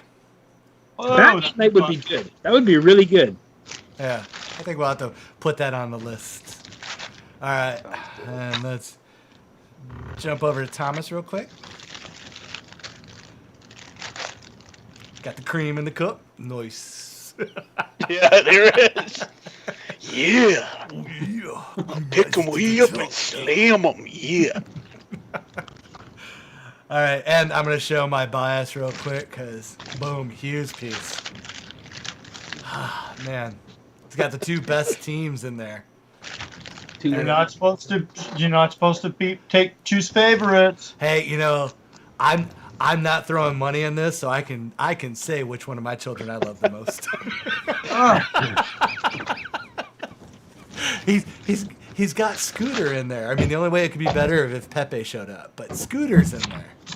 The only way that would be better if it was the Now you're gonna find me in a passed out drunk with a shopping cart on your front porch. I'm sorry, someone say what? I said the only way that'd be better is if he was using the Muppet Babies version. Oh, fuck off. Yeah, okay. All right. Blood has been drawn. I see how we're going. Oh, all right, Mike, back to the Underbeaker. Nice. Yeah. This is good. This is great stuff, guys, man. You guys are killing it tonight. I could not ask for a better round of art. Cheers, man. It's a great idea, and I'll be honest, it's been kind of a crazy couple of weeks, and I've been really upset, having a bit of a hard time with stuff. But I almost wanted to cancel. But when I saw I wanted to cancel my appearance. I wanted you guys to go ahead without me. But when I saw your poster, I was like, nope. No matter what, no matter how much I'll regret it on Sunday when I'm having to ink an entire forest, I will. I want to be a part of the show, so I'm really glad you put this one on. Oh man, I'm glad you didn't cancel, man. And I gotta tell you, that poster took me a bit because I was like, oh, how can I do this? I gotta be able to, it was at me for a while. Yeah, but your use of typography on that is absolutely first class. Yeah, Thanks, guys. Erica saw it, and Erica's a designer, that was great. and she was just like, whoa, who did this poster? And I'm like, I think Stefan did it. She's like, well, he fucking killed it. Yeah. So, yeah. Anyway. Yeah, I have to say, her approval from my wife. So her post on Instagram was my favorite, and I took a screenshot. I was like, man, no one's ever given me that much praise. I didn't see and that. I've worked for people. I didn't see that, man. I got to go find that. Yeah, she was just saying the word mark on it. Then she used like the mwah emoji with the fingers and the hot fire. Yeah. Nice. Yeah, it was a bunch of emojis after, and I was like, oh man. None of my clients have ever praised me that much. I got to save this. Yeah, it really looks terrific, and I love your choice of colors too. Oh yeah. Nice. Yeah, it just felt like an old wrestling poster, you know. Like my dad used to grab them if they were ever tacked up downtown on like posts or whatever like that. Local wrestling stuff that was always just photocopied, maybe laminated, but probably just photocopied and whatever taped to a post or whatever. He used to bring them home all the time, and they were super cool. And that's what it made me think of, was that kind of old school local wrestling event kind of. Yeah, that's what I was going for. Was that kind of distressed looking post? The only thing I didn't do that I regret not doing, but I would probably do it for the next one, is I kind of wanted to put the crease in it. Like like great. kind of thing. Yeah, like the posters you would get in the old wrestling magazines and stuff. Yeah. Yeah. So I'll probably do that on the next staple one. in it. Yeah. So, and I ran out of time, so I actually wanted to silhouette a couple characters, but then I didn't want to run into copyright problems. But I wanted to do kind of like have a couple of the characters. But I may do it with like the ones we're doing tonight. I may silhouette them and then throw them up on the next poster. Hey, we're not hurting anybody. Yeah. But yeah, it was a lot of fun. But yeah, definitely, I think this needs to be a recurring theme. Oh yeah, man! It's a bottomless well of stuff, As soon as you mentioned it, my brain started going crazy. There's just so much. Yeah, I could show you my notepad of all the mashup ideas. I'm like, oh, if I only could draw. You got so many good ones there too, and we'll just have to bring them out next time if I get. Because I was kind of stuck. I'll be honest. I'm going with this one because I wanted to do a character that most people remember or know. Yeah. But I have another one in mind after this if I have the time. Well, it's only 8:30, and you are flying through it, so there's a solid chance you'll have enough time if you have the energy. First thing that popped into my head was Sweetums as Andre the Giant. Yep, I had that idea as well. I wanted to find someone big. I was kind of weirdly fixated on names. Like I was trying to find names that were similar that I could make that kind of name ring with a little bit, and that's been tricky. But the Stefan has some golden ones that we'll pull out next time. So the one I went with was Bobo the Giant. Because, that's another big one. But Sweetums. Yeah, Sweetums is Sweetums. And there's also that Behemoth Muppet too. That one that eats the Muppets. Yeah. I had to look him up. There's actually quite a few I didn't know what they looked like. And some of them I just knew, but I never knew the names of. The texts are coming in. So we got Beauregard as Al Snow, which I love Beauregard. That would be great. Miss Piggy as Sable. Nice. Yeah. Like I say, I did the same thing too when I started with like kind of going down the rabbit hole of trying to match the names up, as you could tell from my first couple of suggestions. But then I started going, no, let me go with body type. And what would, because like again, Crazy Harry as Macho Man and Floyd as Hulk Hogan is like they're already there. Yeah, they're right there. You just need to put them in costume at that point. The next one I'm doing is actually Crazy Harry. So. Oh, is it? Oh, nice. That was blowing shit up. What, Carl? Yeah. That's Crazy Harry. Yeah. Okay. Yeah, because at some point I want to get a mashup piece of Crazy Harry from the Muppets, Mad Stan from Batman Beyond, and the Midnight Bomber from The Tick. Because they're essentially the same three characters. You know what? You should find all the different variants of that kind of character type. There's probably a few more. Oh, I'm sure there are. Yeah, those are just the three that I have a lot of experience with that come to my mind the most. Oh, man, we got now Janice as Ava Maria. Yeah, like I said, it was, and I felt bad. I actually got real quick. I'm gonna promote Martin's show, Sketchomania or Sketchomania. Yeah, on the Fastball Special. Yeah, Fastball Special. Yeah, because I watch the show a lot. I enjoy the art that's on there, but I felt really bad because last week's show, pretty much for a good chunk of it, got hijacked by our show.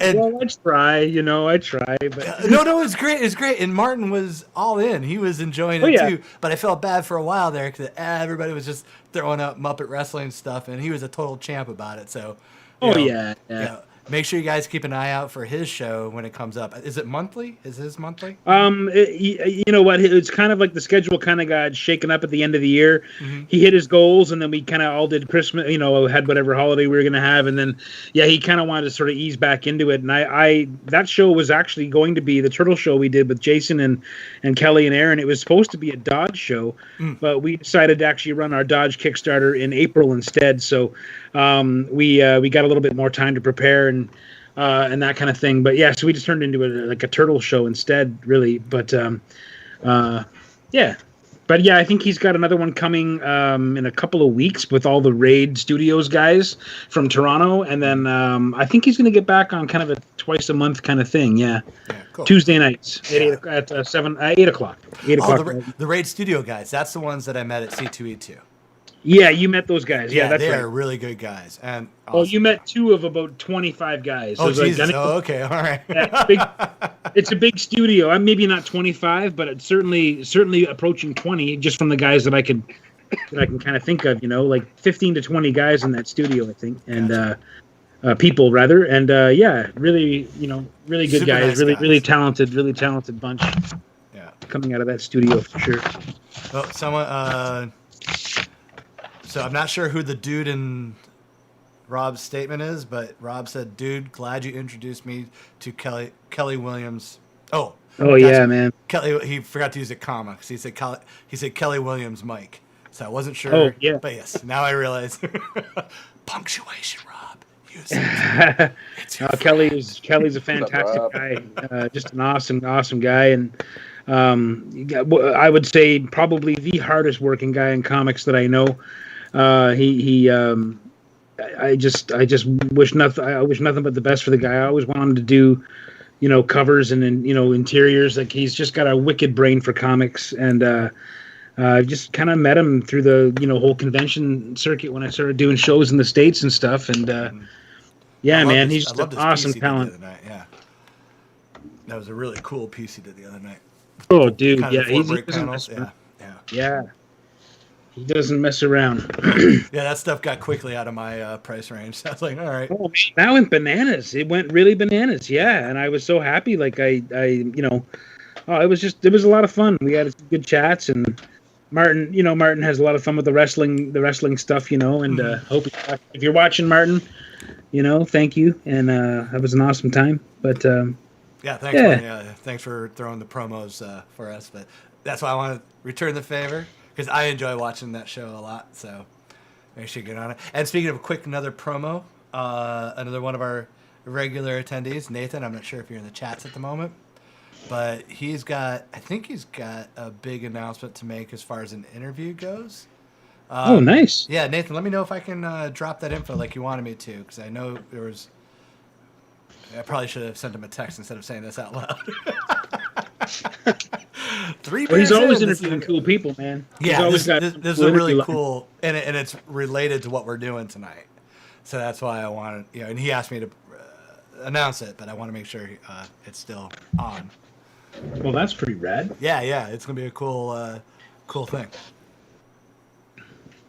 Rob saying the next step is TMNT Rasslin night. It's all Jim Henson connected anyway. Yeah, I think we just handle TMNT on its own because there's so much goodness there. Yeah, but it's open ended too, right? So you could always do it. You could you could throw one of the turtles in there, as long as Vanilla Ice is in the background doing, go ninja, go ninja. Oh my god. Yeah, there's a connected story with that I'll be telling you about soon. I'll be working with someone with the last name of Van Winkle. Really? Yeah. Well, I mean, my day job just got weird this last week. Wow, sounds like it. Yeah. Yeah. Well, I mean, he's local to me. He lives down here, so, and he does a lot of stuff in real estate. So. Ah. Yeah. Who would have thought? Does he still remodel houses? Yeah, it's pretty much. Yeah. I mean, his show started back up now that COVID. Oh, okay, awesome, yeah. And he's doing the stuff he's doing, these high-end houses now, so he's mixing it up. He's does one show is like some stupid end high-ass big money house, and then he goes out and like the deal is he'll do it for those people as long as those people pay for somebody else's house to be done that can't afford it to be done. It's a real. I'm like, holy shit, that's actually kind of cool. Yeah, that's a great idea. Yeah. So he goes to another house that couldn't afford to have the stuff done and does a big remodel. That's cool. Yeah, it's pretty cool. So Nathan, 1 second. Okay, all right. So Nathan is in the process of because he's got to finish up all the paperwork for it, but Nathan is going to be doing an interview with the man DDP. Oh, No shit. No shit. Yeah. With who? Diamond Dallas Page. Oh. So I yeah. have done DDP yoga every day for the last almost coming up on 3 years. What was that? I do DDP yoga every day, and I have almost never missed a day in 3 years. Nice. Yeah, actually, that's what Nathan and I were talking about. Is like I had the DVDs, and back before I would rip them on and preserve them, I loaned them out and never got them back.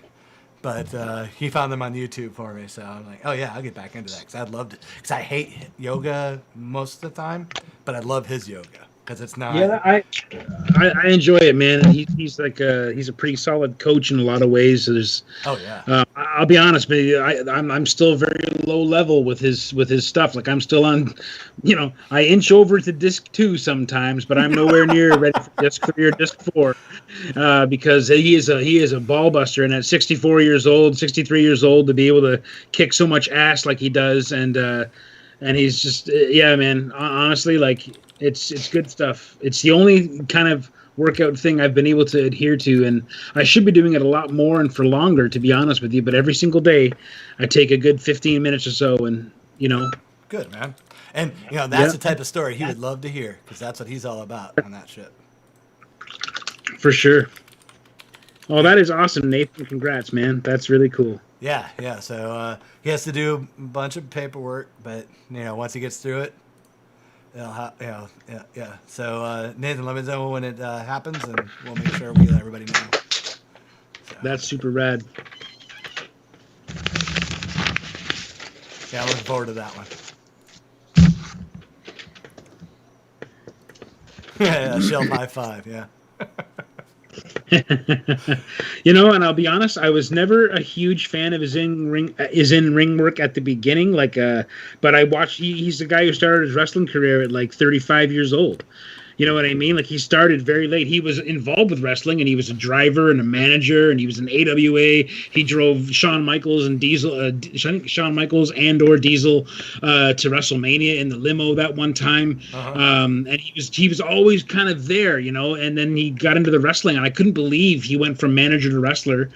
And he was never like a jobber, but like he always just slowly, steadily worked his way up through. Like he's an amazing story as in terms of a wrestler's progression in the ring, and he became the world champ like on a number of occasions. And it was just like back when it still kind of mattered, back when the titles weren't such a joke. Like he put on some incredible work in the ring, and yeah, man, I became a fan of the person and a fan of his, kind of how his career sort of. Yeah, he's always been a face in my life and the wrestling I watched on TV in some capacity. I loved it when he was a manager of the tag team of the Pat Tanaka and what was his partner's name again? Oh man, Hard Rock Paul Diamond from Thunderberry, Ontario, and they were an amazing tag team, and he was their manager. He was great. Anyway, sorry. Oh, it's okay. I mean, this is what the show is all about. It's all good. Bad Company. They were called Bad Company. Yes. Sorry. Okay. Yep. Yeah. I was over here Googling, by the way. That's what the type keys Yeah, were. Bad Company. And they had a great book. Pat Tanaka eventually showed up in WWE as one half of the Orient Express. Yeah, I remember and he had Paul Diamond that wore a mask and was called Kato because he was not an Asian man, and they were supposed to be these, the Orient Express, and it was during a very awkward time in wrestling. But anyway, they were a great tag team. They worked really well together. They were super entertaining as heels. And, Diamond Dallas Page was a great mouthpiece for them, man. Yeah. Like, again, the heroes in wrestling are only as good as their heels. And when the heels are great, they're the best. Oh yeah, it's like Troy just brought up one of my favorite heels, the Honky Tonk Man. Oh, brilliant! Oh God, yeah, brilliant! Just such brilliant, a great heel. I mean, Greg Valentine's he got in there as well, but which was good. He was okay. He was good old school, but Honky Tonk Man's right up there with Big Boss Man for me as far as like some of the later heels in my watching. Yeah. I got a question about the heels. Mm-hmm. Yes. What kind did those guys get? Like, what kind of fans did they have? Did they have? Yeah. Oh yeah. They had fans. Oh, absolutely, they did. Yeah. Yeah, because I mean, honestly, it's like you know, for me, it was like I would follow, the good guys for a bit, but I always wanted them to be flawed in a way and would become a heel for a bit because, like, again, it's all story and because when they got to be a heel, they got to be a little more human and become shitty, and it wasn't like just because like Hulk Hogan for what he was, like a great champ for the industry, he was boring as fuck. Like, you could set your watch to what was going to happen. Like, he would sure. Yeah, so it was like, and like when he became a heel back in WCW and became part of the Wolfpack. Total rebirth, yeah. Yeah, it was like way more interesting. Yeah, it's like holy shit, It was the only logical thing left for him to do at that point, though, right? Like, but like the golden boy of wrestling at the time, all of a sudden became tainted, and his own parents hated him for it. You know what I mean? Like, it was an unbelievable shift that he made. Like, he betrayed everybody, and he did it so perfectly. Yeah. And it was a moment, man. It was a moment. It was a wonderful time. Like, honestly, I was so sick of Hulk Hogan, man. But when you go and watch him in Japan, he's a different guy. Like, you watch his early matches before Hulkamania was crazy. They call him Axe Bomber in Japan, and he had the most lethal clothesline that he used to kill guys with over there. And he was kind of booed over there. And I remember even when he became, after Hulkamania was huge and established, they went over there and did a show in 1990. And it was, I believe it was Hogan and the Great Muta versus the Road Warriors. And the Road Warriors are so over. They're so huge in Japan that there's Hogan in the ring. Hulk Hogan being booed in there against Road Warrior Hawk, who's like press slamming Hulk Hogan around the ring.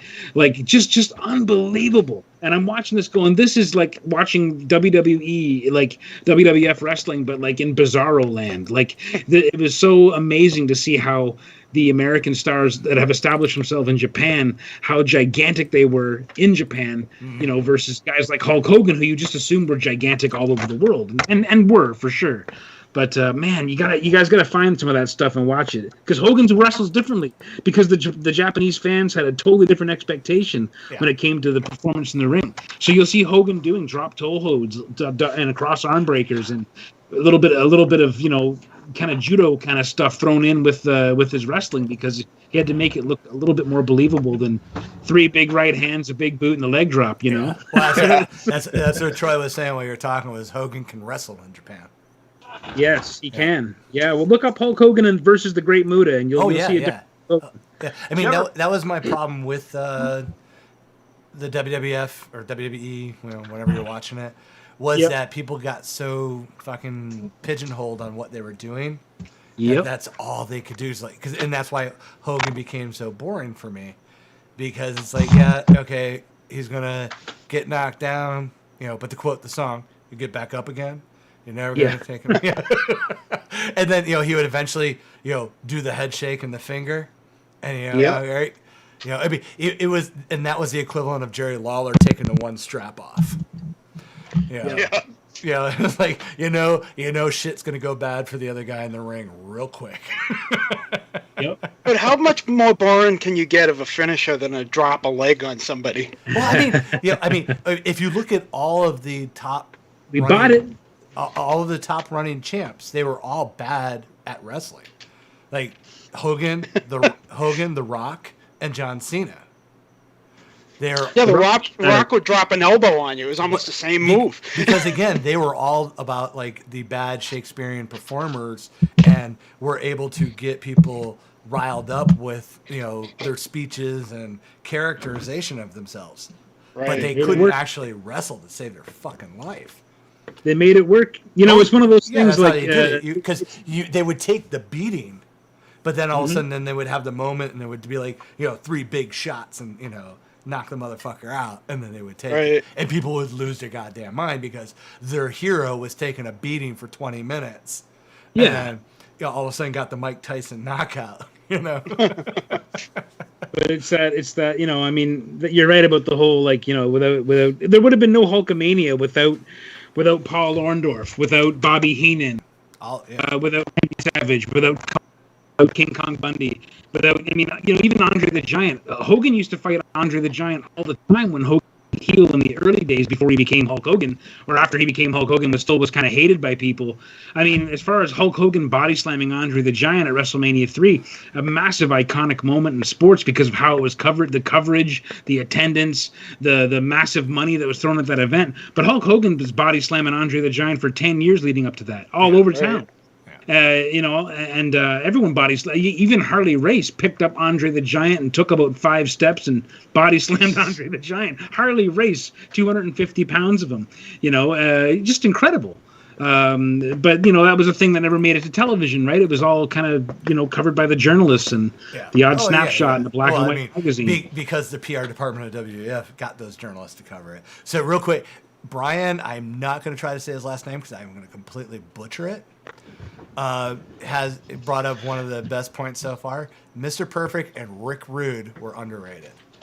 100%. Yeah, Mr. Perfect was great, but I absolutely loved Rick Rude.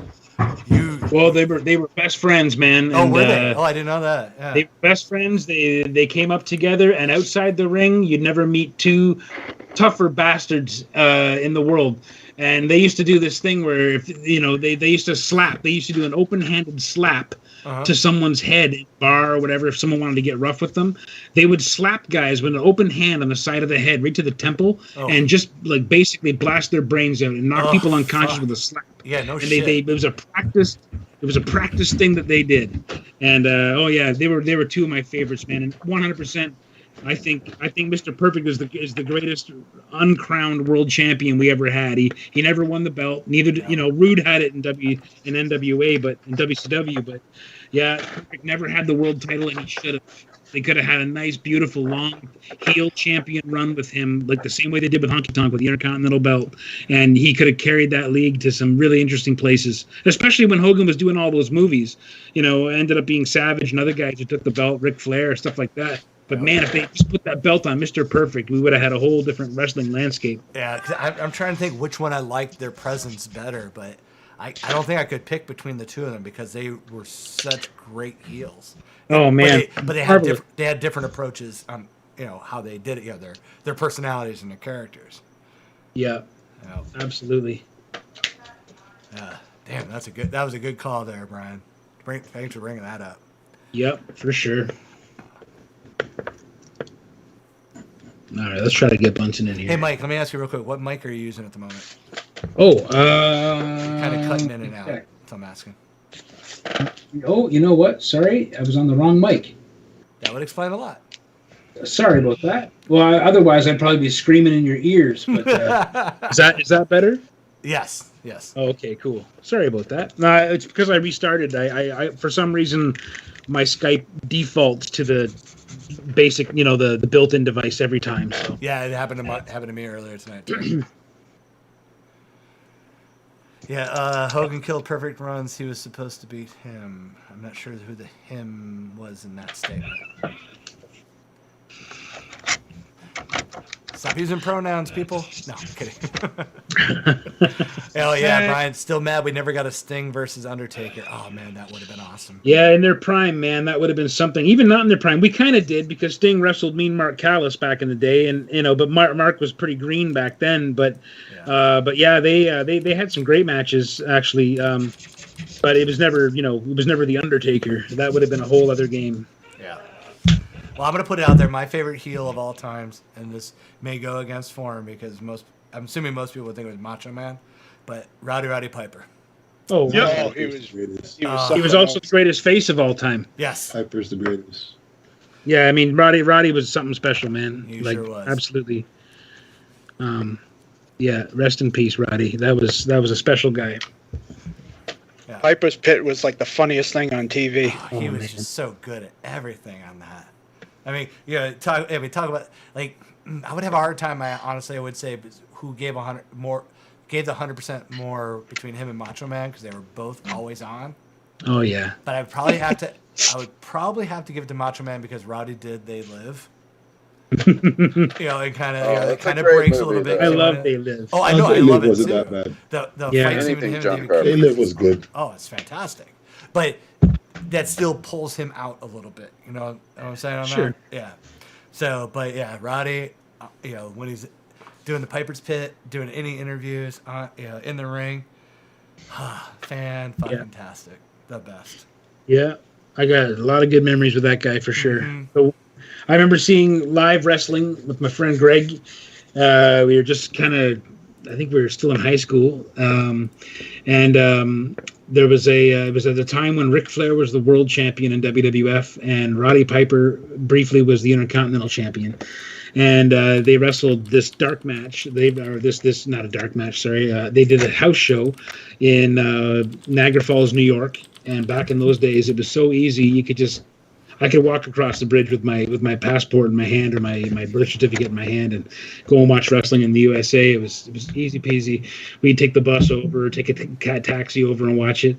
And I remember seeing Roddy Piper versus Ric Flair, double champion match, steel cage. We had incredible seats because my buddy Greg was up at the crack of yesterday to get those tickets before as soon as they're available. And we had like front row or second row. I think we had front row, but the people in front of us were like the one guy was in a wheelchair. So we had this like unbelievable view. And I remember at one point they left the show and we had just had this front row that was open. And Piper beats Ric Flair and falls, at one point he pants his Flair in the ring and Flair's at the top of the cage. So all of Niagara Falls, New York got to see his arse. And then they were both coming down on either side of the cage, and Piper dropped first, and he clearly dropped first. Like his feet were on the ground before Rick could even let go of the cage. And man, it was unbelievable because Piper had both the belts, and he fell right into us. Right into my buddy Greg, and I think our friend Craig was there as well, Craig Strickland, and he fell right onto us, and there he was with both belts, and we thought we had just seen an actual title change, and we lost our minds because we were in this small arena in Niagara Falls, New York, and we just watched Roddy Piper beat Ric Flair for the friggin' world title and stood there with both belts. It was unheard of, and anyway, the next day in the paper they said that it wasn't for the title, of course, and it was a heartbreaker. And then it turns out now I find out 30 years later that it was actually they did that match about 15 times across the northern states when they were building up to a pay-per-view or whatever back in the way they used to do it. They basically would practice the main event match that was going to happen on the pay-per-view live in front of an audience to test what works and what doesn't and change it up a little bit, maybe change the finish. But it was essentially the same match identically every time. But anyway, we thought we saw something special, and it was special to us. But there's pictures of it if you look up with Piper with both belts. I was at that show, and it was pretty amazing. Just an amazing performer. He had the whole crowd wrapped. So did Flair for his part. Like, just oh man, those were the good old days.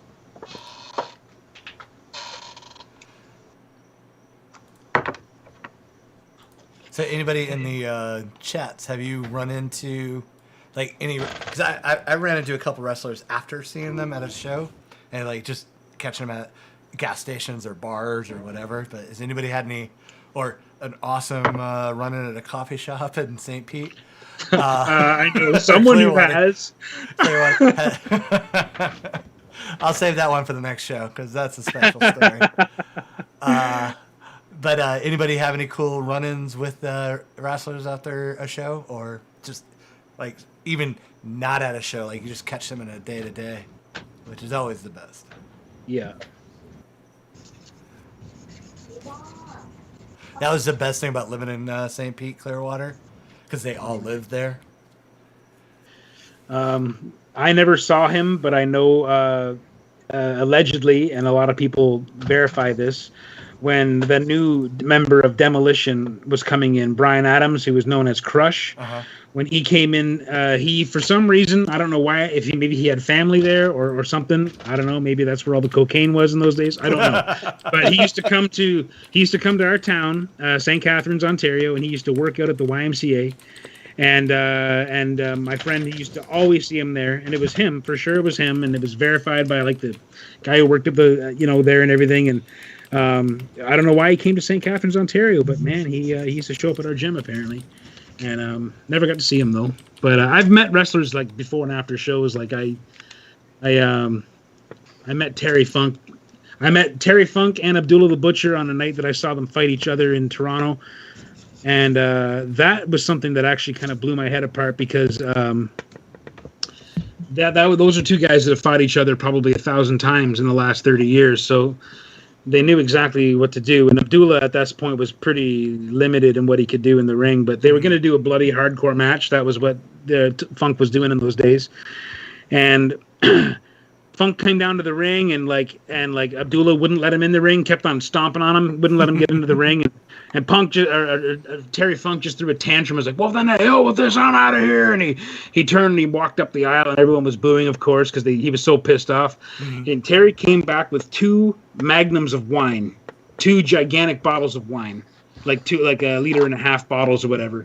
He walked out to the ring with them, and he smashed both of them in the aisle. And he went into the ring with a broken bottle neck in each hand, and he stabbed Abdullah right through his pants, which were white, and gouged him in the legs, just so that he'd get into the ring. And the minute he got in the ring, he took the other one, overhand grip, and stabbed it into Abdullah's head and began to rock it back and forth. And I'm sitting in the front row because we had like $15 tickets, and I was still a student in those days. And blood fountained from the ring like in huge arcs. And we just couldn't believe what we were watching. God. It was out of control. This was planned, a planned move? This was what they do, man. This is what Terry Funk and Abdullah the Butcher do. And they continued to stab each other and gouge each other and tear each other apart with this broken bottle. It was ridiculous. And I loved Terry Funk already. I was already a huge fan. But to see a guy because at that point he was probably like 58, and he gets in the ring and he's... and it was crazy. It was crazy. Now Abdullah's got a forehead like a football, right? It's just riddled with scars and stitches and huge gouges that he can probably make them bleed just by saying the word bleed. I don't know. You wouldn't want him to bleed on you, by the way. That's a whole other story. But anyway, back in those days, they tore each other apart with a broken bottle, and I never saw anything like it. And after the match, before the match, I tried to meet Abdullah, who was wearing a suit and tie, and he was hawking these 30-minute videos of him wrestling in Japan and all these death matches and stuff. And I walked up to him, and the first words out of my mouth were, Mr. Butcher, I'm sorry, I don't have any money, and he just was like, well, then you don't need to talk to me. Get the fuck out of here. And I just turned around and was like, all right, then. That was pretty cool. And then Terry Funk had a line, and I didn't have any money because, again, I was basically starving back in those days. And I remember getting in the line and going to meet him, and he had all this fucking awesome merch there, and I didn't have any money, of course. I wanted a T-shirt and all this cool stuff. But I just walked up. I said, man, I can't believe I'm standing here in front of Terry Funk. I said, I just wanted to shake your hand and shake hands with a real legend. And I remember he shook my hand, and his hand was all taped up.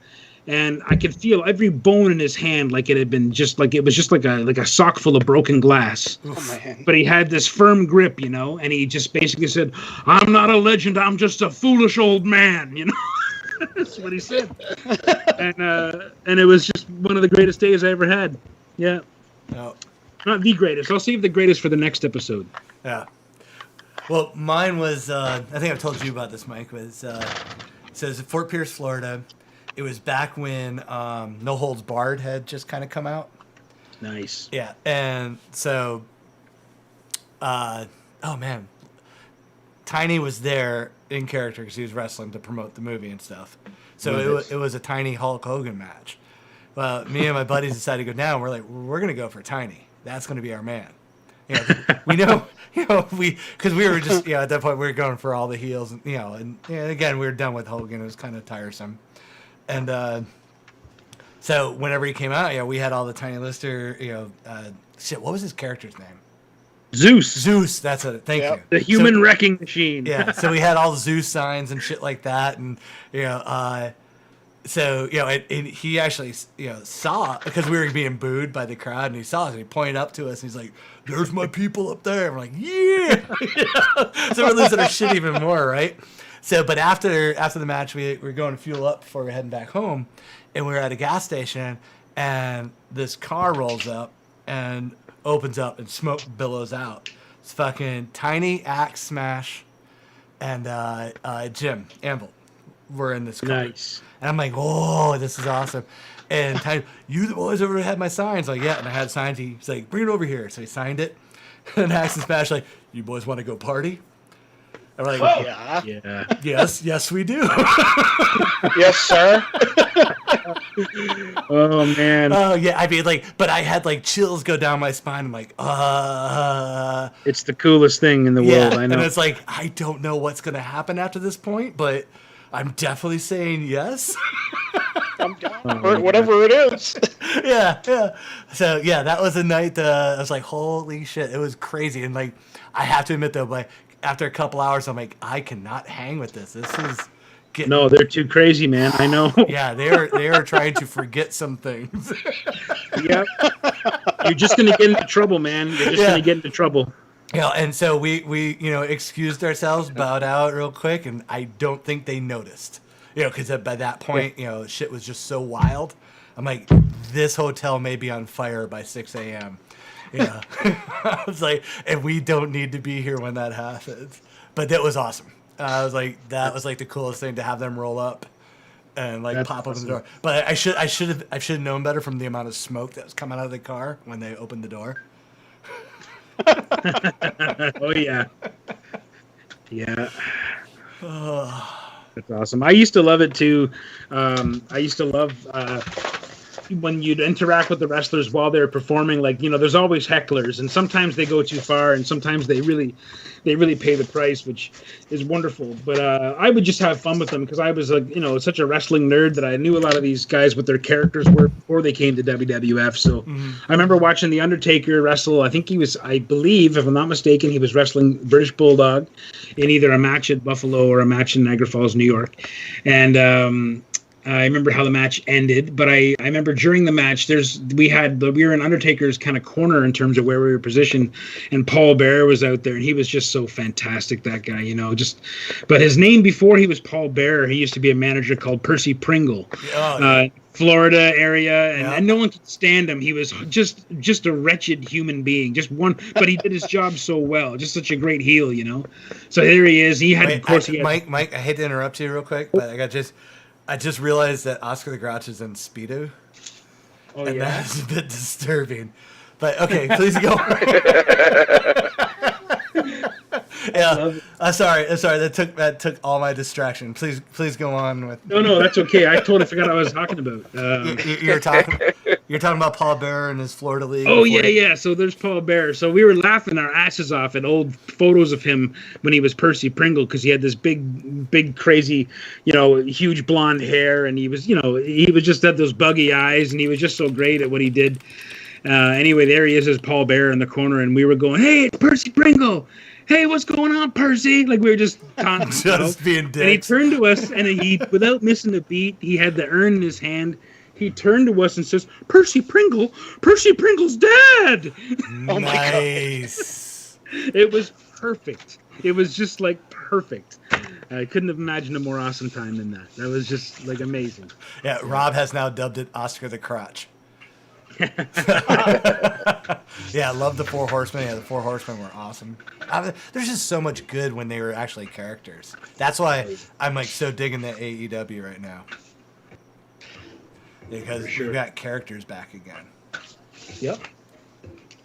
Because when WWF is just all about just the bodies, and it's just don't get me wrong, I appreciate the effort you're putting into it, fellas and ladies, but if you got no personality, I got no interest. I want those interviews. Because there's what's the other one that's on YouTube? Charles would be giving me so much shit if I can't remember it. But like they're doing like old school where they're doing the interview right outside the ring, and then as soon as they're done with the interview, they rush into the ring to start the fight. Oh, the NWA stuff? Yeah, the old NWA school. Power? Is that the one? Yeah, I think that's it. But oh, it's just so good. Yeah. Wrestling's fun. I always enjoyed the crossover, to my mind anyway, that wrestling had with comics. You got costumes, you got good versus evil, you've got heroes that get beat up and then win the day. Like, I just always felt the two really worked hand in hand, and they're the two things I was really obsessed with, growing up. So, it was good. Yeah, you got to see real superheroes smacking each other around. Oh man, and the thing is, people used to, oh, you guys like that? It's fake. I'm like, well, have you ever heard Kurt Hennig chop somebody? Have you ever heard Mr. Perfect chop somebody? Because there's no way you're faking that chop. That chop is knocking a sweat off the other guy a foot. You can hear it across the you can't mic the man's hand. Like, he is making that connection with that chop. And, some of these guys just were so hard hitting in the ring. Rick Rude was another guy. Yeah. He just slapped the shit out of you. It's choreographed. It's not fake. It's choreographed. Yeah. And that's okay. Right. But, but it's also, it's soap opera. And that's fine. It's a story, man. Yeah, it's a I'm story watching my stories. You watch your stories. Yeah, man. I'll be right back, guys. I'm going to refill my beer. Be right back.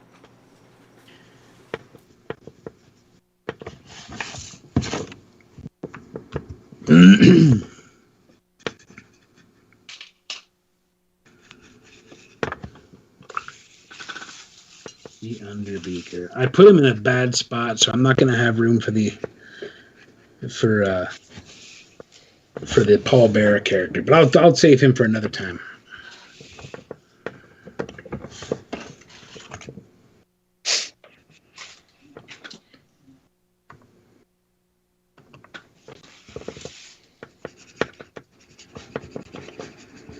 Yeah, I feel kind of bad, you guys. I'm a little out of my depth on the Rasslin. That's all right. I mean, I have gone to see a show. It's a lot of fun. It's it feels like yeah. What I saw was like a real big multi-show. Ricky the Steamboat Dragon was there. Nice. Rowdy Roddy was there. A lot of the undercard kind of guys were there. There's an Indian chief. I don't remember his name. And like Lee Palani Pop-Off.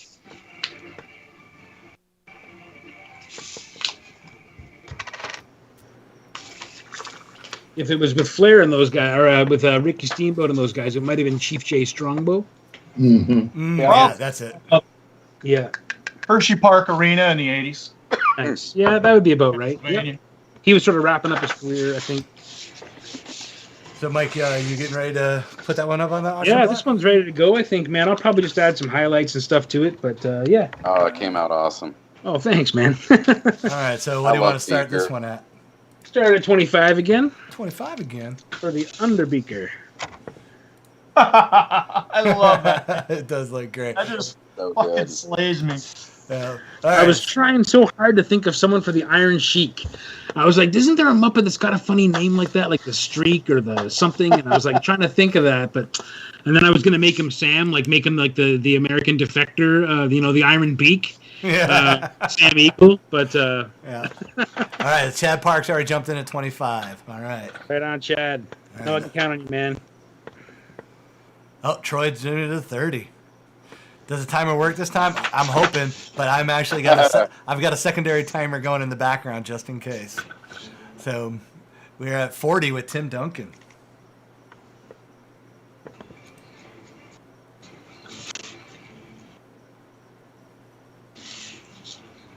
So, Rob said Swedish Chef as the Iron Chef. Yeah, so it'd be the Iron Swedish Chef. That would be great. Chad Parks bringing it up to 45. I have a pretty cool idea for Swedish Chef, actually, which I might be able to do. Yeah, it's hard to say. I might get one more done. This one I took a little more time on, but it's mostly because he looks like a wrestler that I like. But he's a wrestler that's not super well known. He was at one time very well known, in America, but he made his bread in Japan as a gigantic American Texas invader over there. So, but yeah, I got an idea for that, which I'll put in the bank. I'll make a list of these because we're gonna come back to this. I think it'll be fun.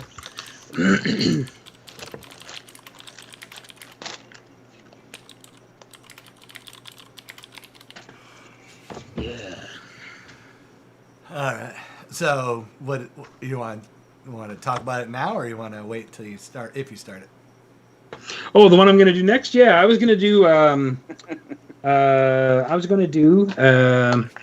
Crazy Harry Nice. as Terry Funk.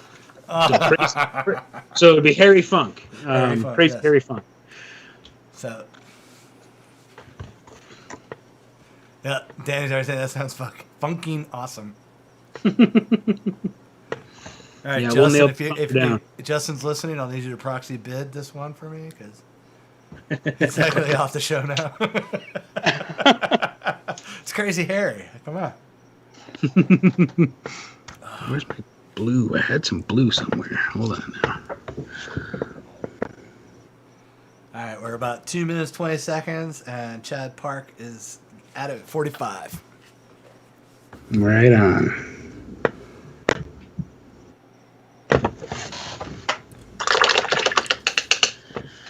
All right.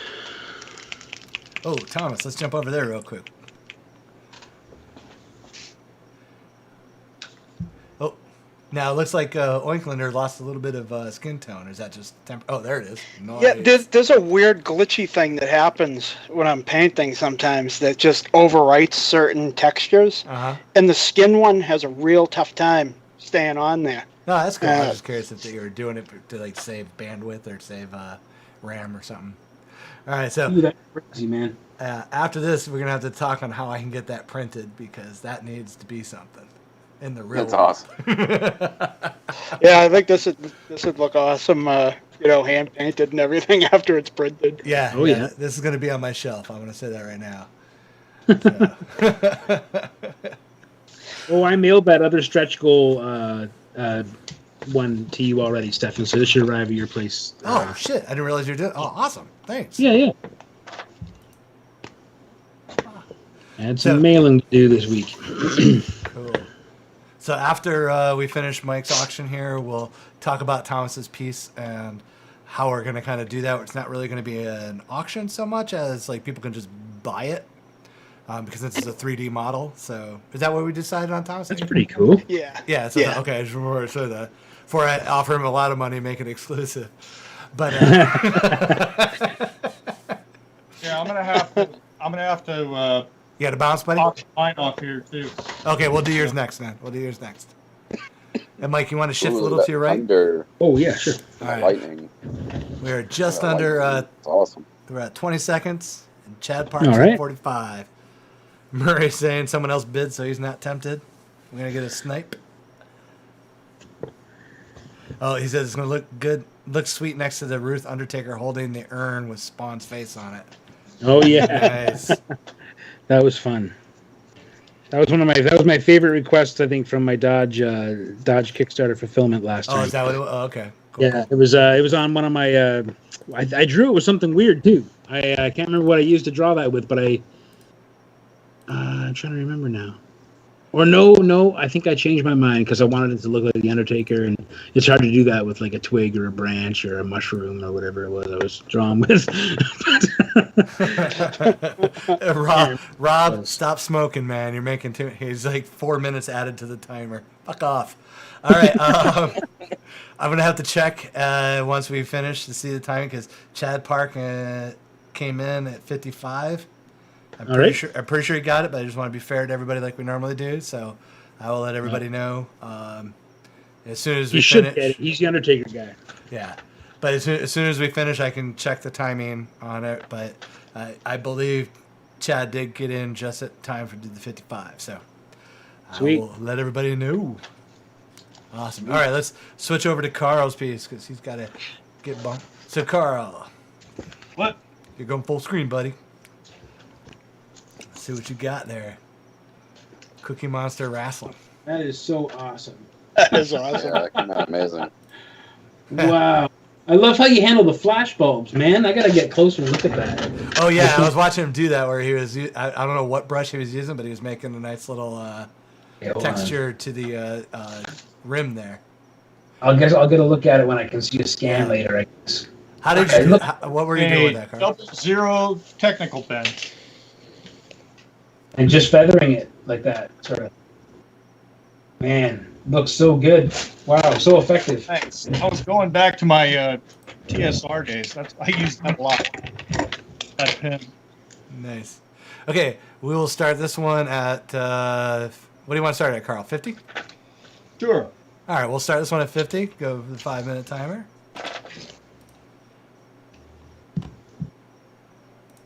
All right. Is this 11 by 17 or what's this? Yep. All right, 11 by 17. The Cookie Wrestler. Cookie. GJ jumping in at... Oh, Murray jumped in at 50 right before you, GJ. You got to go 55 minimum. Let's do it.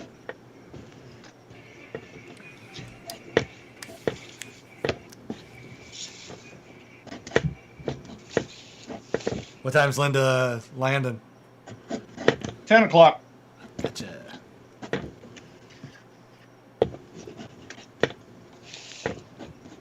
I just wanted to get out a few minutes early so she wouldn't have to hang too long. Oh, no. Yeah, totally understand.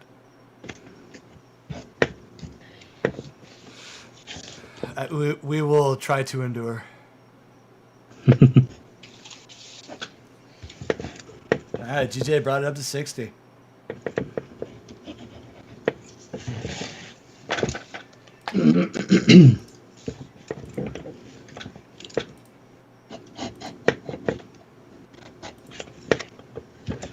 I love Terry Funk in Roadhouse. Yeah.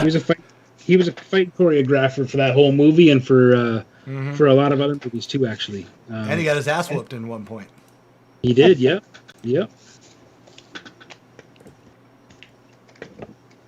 And I'll nail these other Muppet silhouettes in over here. And over here. Oh, yeah, I mean, people should know by now that what they see at the end of the show is definitely not the end of the art. You guys go crazy with it. Not when Karl, when he has 3 days at home to tighten it up.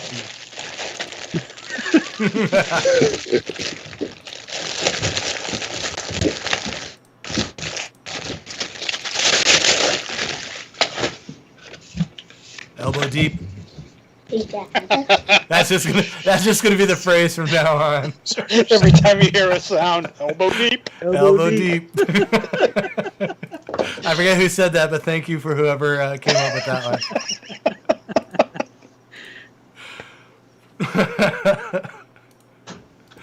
The hero of the night.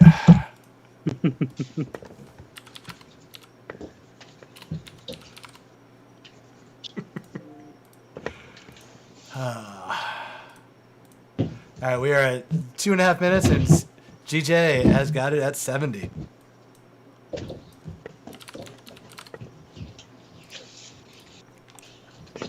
Oh, Barry. Okay, that was you. All right, thank you, Barry.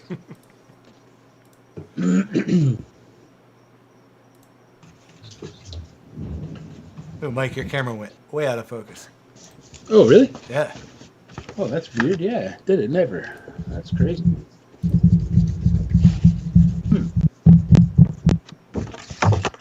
Woo!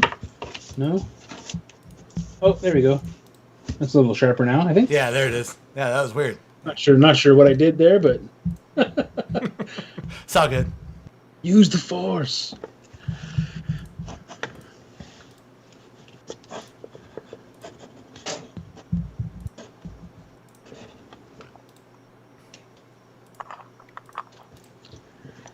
Trying to figure out how to draw a cookie.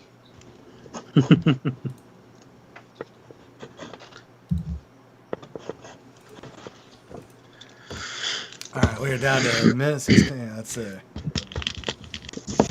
Oh, Murray. Man, Murray is pulling an Eric Paris tonight. Okay, what gas station did you rob, buddy? All right, Murray's got it up to 75. Yeah, Rob's the people's elbows deep for tonight.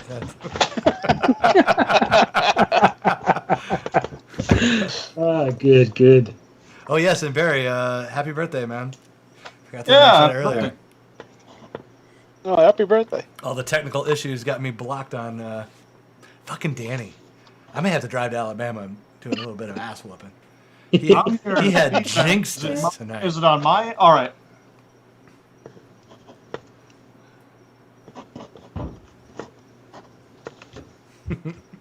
And well said, Alicia. Well said.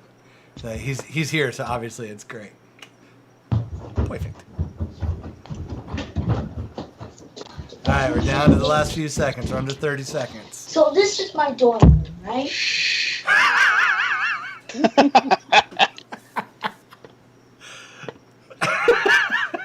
I don't know why, but that made me laugh so hard. I know, that got me too. DJ brought it to 80. All right, we're getting down to the last 10 seconds. Oh, that's me.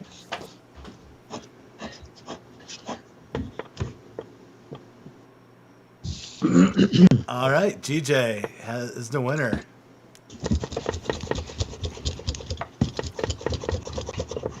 Well done. All right, Danny's offered me to come up to visit Helen Keller's birthplace. I'm not sure if that's like slang for, ass whooping or what, but He's gonna knock you out. I don't know how those kids talk in Alabama, but that sounds threatening. All right, well done, GJ.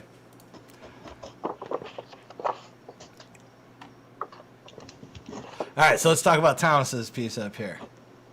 Yeah. So Thomas, Yes, sir. we don't have to come up with a full decision right at the moment, but so this will be available on like the tags page, Etsy. How can people get a hold of this? I want to know, and also asking for a few friends, but I want to know. I think it will end up on my Etsy page just because I don't have another way to sell it, really. And I'll probably do two versions, one painted and one unpainted. Because the painting of this guy is probably going to take a little bit. I suspect, yeah. It's going to drive the cost up a little bit. So, I'll have two versions of it anyway. Very cool. All right, so when you do have it ready to go, just put a link on the tags page, and I shall. Yeah, we'll figure out price. But yeah, I will definitely be getting one of these. So just consider. Yeah, one. super. Yeah. So what do you I think? want one myself. Yeah. What do you think the size will be on this, production-wise? Let me see.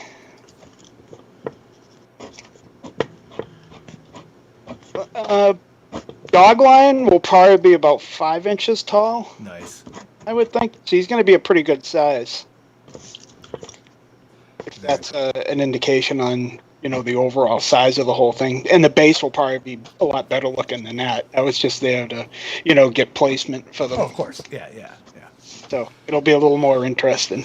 Very cool. All right, so when it is ready and posted, we'll share that all over the tags page and everything. But definitely consider, one of them sold. Sure thing, awesome. man. Awesome. Jason, how are we doing? Thank there, you. buddy? I think I'm reaching the end. It's looking great. A couple of more details, and then I think he's good. Sweet.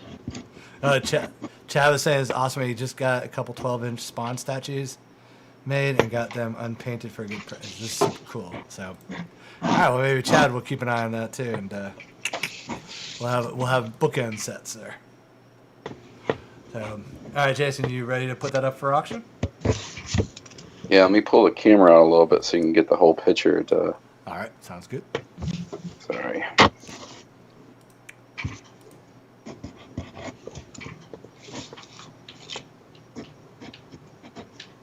Need to go a little higher. No, it looks good. I think you got most of it, unless there's a little left. But oh yeah, okay, a little more of the trash. Yeah, most of the trash can's missing. Yeah, you see it now. Yeah. That's awesome. I do like that Oscar Grouch is actually getting it up on Animal. Because of the two, that would be the one I'd be rooting for. Doesn't do it justice. Can't really see the details. You got a little bit of a hot spot on the trash can, but Let me see if that worked. Yeah, it looks great, man. looks great though. Thanks, guys. All right, so what would you like to start your bidding at, your auction at? Oh, Jesus. I don't know. What do you guys think? Whatever you want, man. Yeah. You're the one doing the work, man. 65? My piece is pretty 65? small, which is why I was starting them kind of low. But I don't know how big your piece is. But Yeah, it's 11. It's 11 by 17. oh, that's a big piece, Yeah. man. All right, yeah, we'll start this one at 65. That works. Trying to show a little bit more of the details. That looks awesome. Oh, that's That awesome. looks great. I love that. The camera's all gritty, so there's so much like depth to the wash that you can't even see. Yeah. It looks fantastic, man. Well done. That is fantastic. Thanks, guys. All right, so we're gonna do this one. We'll start this one at 65. Yeah, Rob's like, you can see the fear in animal's eyes. Yes. I love the trash can, man. Yeah. Thanks. Oh, yeah, that's awesome. Yeah, it's brilliant. All right.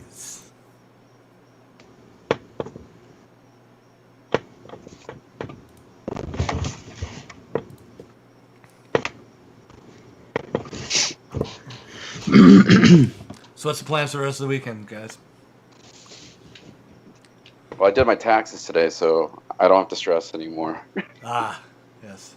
That was the majority of my day. Was doing my taxes. It always takes me a week to do mine. Oh, You must be a much better bookkeeper than I am. there's so many receipts. Oh God, I know. Bananas. That's cool, man. That's a nice burden to have off. Nothing feels better than getting that done and having a nice drink to celebrate or something, or just to watch a movie and be like, yeah, see you next year, you asshole. Yeah. Yeah, that was my plan for tomorrow, but I got sidelined, so I won't start till Monday now. But Do you guys have to have yours in, like the 1st of March kind of thing? no, April 15th. April. Oh, April 15th. Okay, yeah.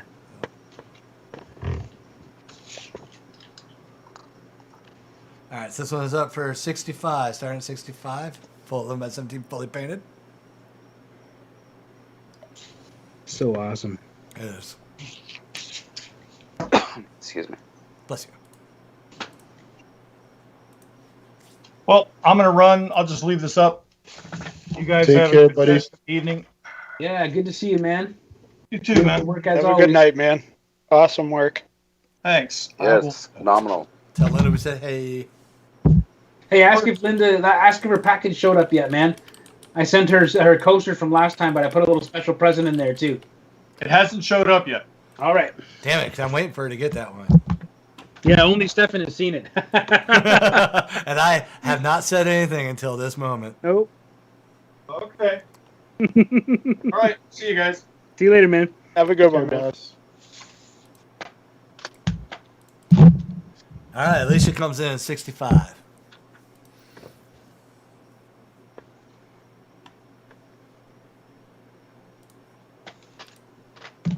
Sweet. Thank you.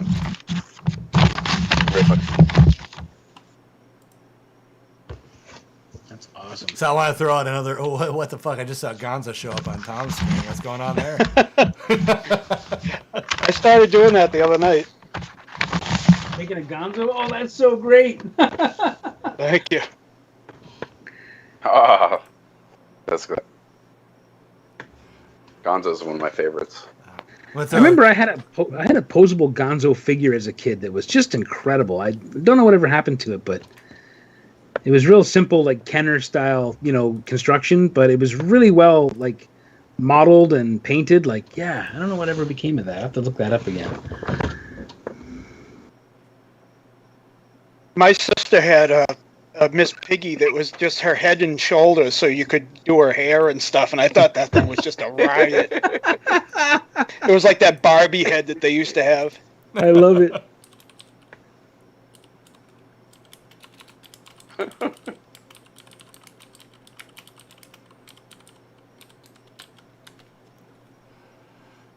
So I want to give a quick shout out to Barry for the Automan DVDs. I have been thoroughly enjoying them this week. Oh shit, that's funny. I forgot that show even existed. Man, talk about some just great Tron goodness in a TV episode. I kind of remember that show. Well, if you ever did it only have one season, or yeah, it's got 9 episodes or 10 episodes, I think. I'd look at it again. But yeah, it's on my Plex server. So if you ever get your Plex account together, you'll see it. It's right up there with Thunder. Thunder the Barbarian. Oh yeah, I got the DVD. I got. That's my favorite cartoon ever. Yeah, I put Thunder on my Plex server because I didn't really. So. All right, we're under 30 seconds here. Such a nice piece. Now, Alicia's going to get a steal here. Oh, man. Oh, I love that Hugh's gone with the WWF graphics on the tights. Oh, the yeah. LOD. That's beautiful.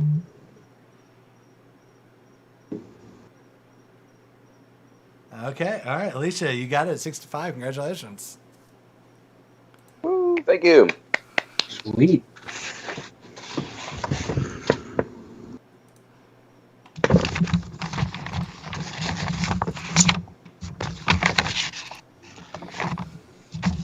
Alright, and look at Hugh's go. Oh man, Hugh, this is sexy. This is awesome. I have to ask Hugh because I can't see the full image. Did you manage to get Rizzo or Pepe in there? No. Oh, okay. Just the 4 guys wrestling. It'll be forgiven. It's okay. Sorry, no Pepe. I mean, I'm not going to own it, so it's okay. I remember watching the Hearts fight the Legion of Doom on one of the Coliseum home video tapes that they used to release. It was never on TV, but you could rent it, and it was a great match. Yeah. They were both face tag teams at the time, so it was kind of weird. But like Brett and Anvil just shifted into full heel mode just for that match, and they just did it so great. I was always, and I don't know why I can't put a finger on it. Like I was always more of a Demolition fan over the Road Warriors. Yeah, and I think it was more of the costumes. It was like the Road Warriors with the foam spikes. I always like they're foam spikes. Well, the Road Warriors use real spikes. They use real spikes. Say what? They were foam spikes in the later years, but like in the Road Warrior days, they were the original black pads. They were steel spikes. They were not a joke. Yeah, but I think when I first was introduced to them at that point, they had moved to the foam spikes. Oh, okay. And it was just like, it just came off as such a joke. And it was like, it's like you're trying to be the hardcore motorcycle guy wearing the Sons of Anarchy cut. It's like it didn't play well with me. Like, and then you see, an Axe and Smash had the full S&M outfit on. Yeah. So yeah.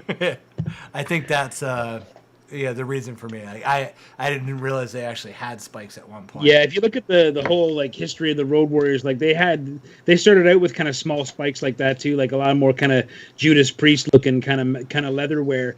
But yeah, they eventually evolved into that football pads with spikes, and then when they went to WWF, they were red. They also did a gold version, and then later a white version, and then they kind of changed them up a lot over the years. But yeah, when they were in their peak in the NWA, when they were tag champs, they were steel spikes. They were huge spikes, and there's a famous story too of a funny story of like Road Warrior Hawk and Animal in the ring. Like when they first got into the ring, they'd each stand in a corner and kind of gesture to the crowd. And Tony Schiavone was announcing them. He was in the ring and he got kind of pinned in the corner. Hawk kind of moved in on him and then just hopped up on the rope where he was standing so Tony Schiavone was crushed in between him and the turnbuckle while Hawk was gesturing to the crowd.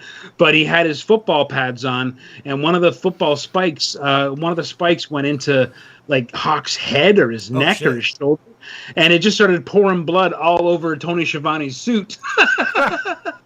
Oh man, yeah, that's when we knew they were real. Yeah, I guess so. Yeah. Well, speaking of that, what are you doing right now, Mike? Oh, I'm working on Crazy Harry Funk. There it is. Okay. And he's gonna have the double cross ranch branding iron. Nice. Which Funk was famous for. Maybe a steel chair in the background, and I was gonna make barbed wire ropes to represent the hardcore years of Terry. Terry decided in his mid-50s that now's the time to start doing moonsaults and doing doing explosive barbed wire ring matches and stuff. Because he's a lunatic. He's wonderful. But yeah. So that's what I'm doing right now. I don't know if I'm going to get it done before the end of the show or 10 minutes left.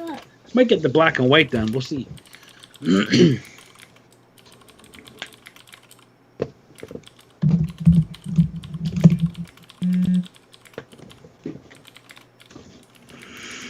Very cool. Sorry, I had to quick send a message out.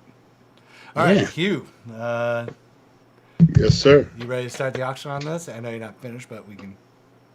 Sure, go ahead. Right, 'cause we are getting close to 12 minutes out. So. Yeah. Let's see real quick.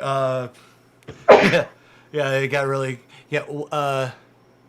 So the question has been asked. Oh, that's looking awesome. Yeah. What is the size of this? This is the 11 by 17. Excellent. Yeah, it got real weird in the chats real quick when people were asking about what size. That looks so awesome. Trying to narrow it down here to the specifics of the art.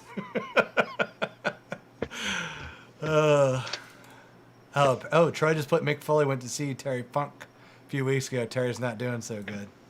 No, he's not. He's in an assisted living center now. He's got some, I believe, some issues with say CTE or something.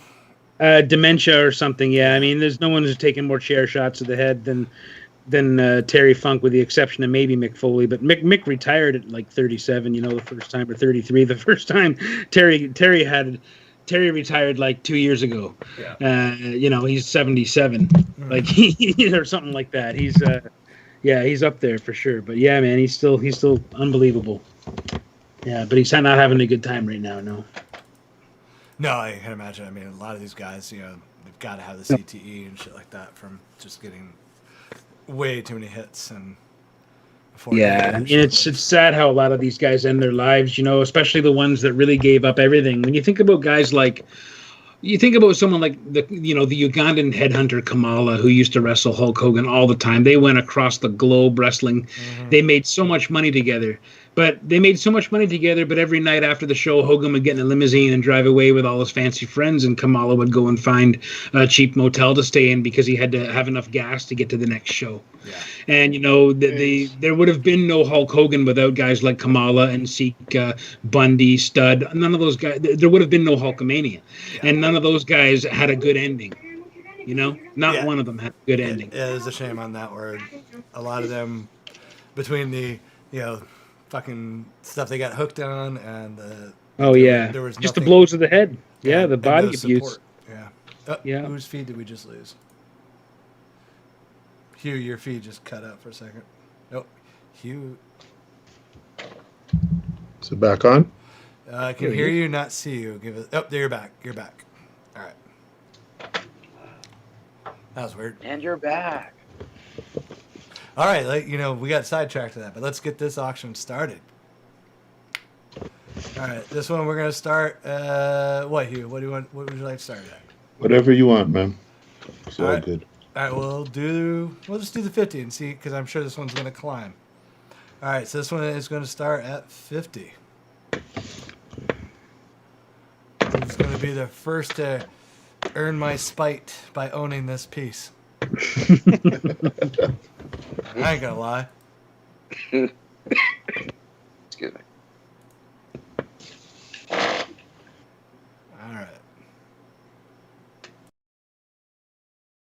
right. How it's got it's great dimension to it, yeah. Thanks.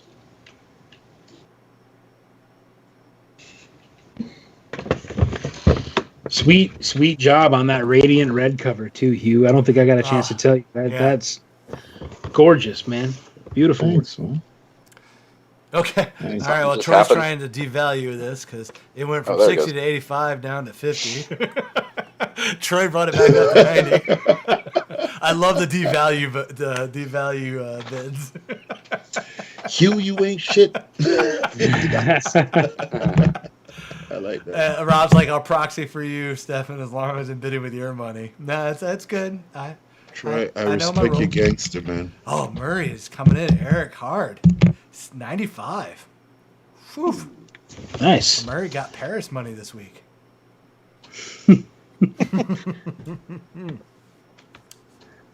And Eric, if you are listening, I mean that with absolute love. You've been great for the artists for many years. Oh man, yeah. All of these guys are amazing. Eric's the real deal. All you guys, yeah, absolutely. The support we got on this show is second to none. Yeah. Oh, yeah. Because I've called Eric's name out a couple times today. I just want to make sure he knows that I'm doing it out of clean, just, and fun because he's a great chap. Oh yeah. So, Barry brought it to 110. It's not true, Eric. He's talking shit. You're not gonna That's stand after for the it, are you? show. After the show. Thank you, Eric. It's trifling. Oh, Alicia's doing it for the spite. She's doing 120 and a box of candy. She's bringing the candy back into it. The candy. She's going never all did get it. Dr. I Evil never with did it. get any candy. Bringing the briefcase into the bid. Nobody loves me.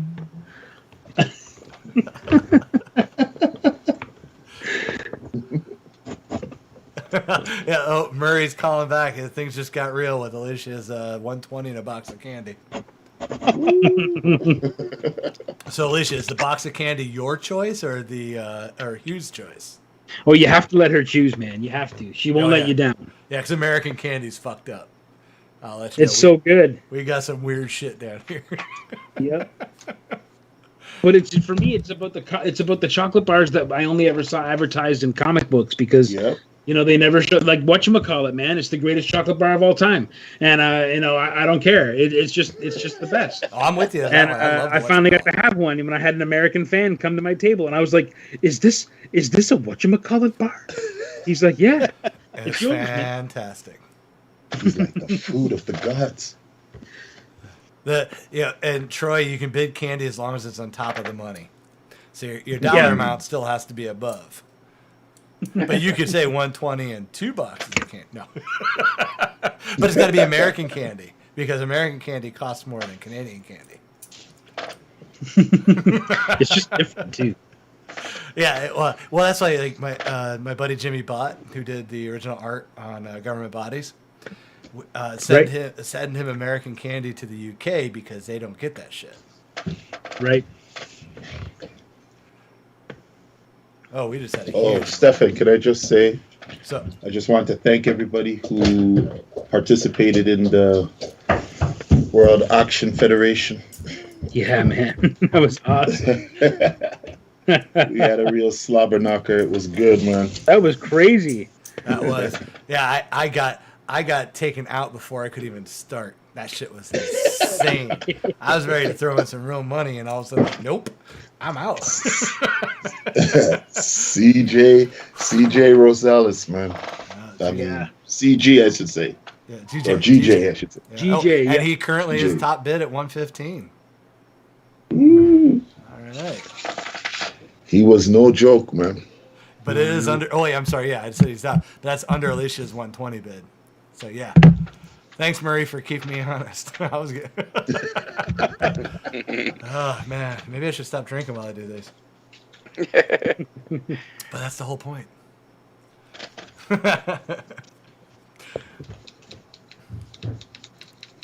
Yes. Oh yeah, Rob nailed it. Hugh's commentary is always the highlight of those auctions. I would put it just under the actual thing you're winning because man, those covers are sweet. Oh yeah, so good. And I'm happy to say I got the Milestone cover because. Oh, nice. Yeah, because Milestone and Valiant were my '90s jam. Those were the books that I was all into. Nice. So, I will have to check the video afterwards. A lot of bids came in at the very last minute here. Yeah, it's tough. Yep. All right, so I will check between either GJ or Barry.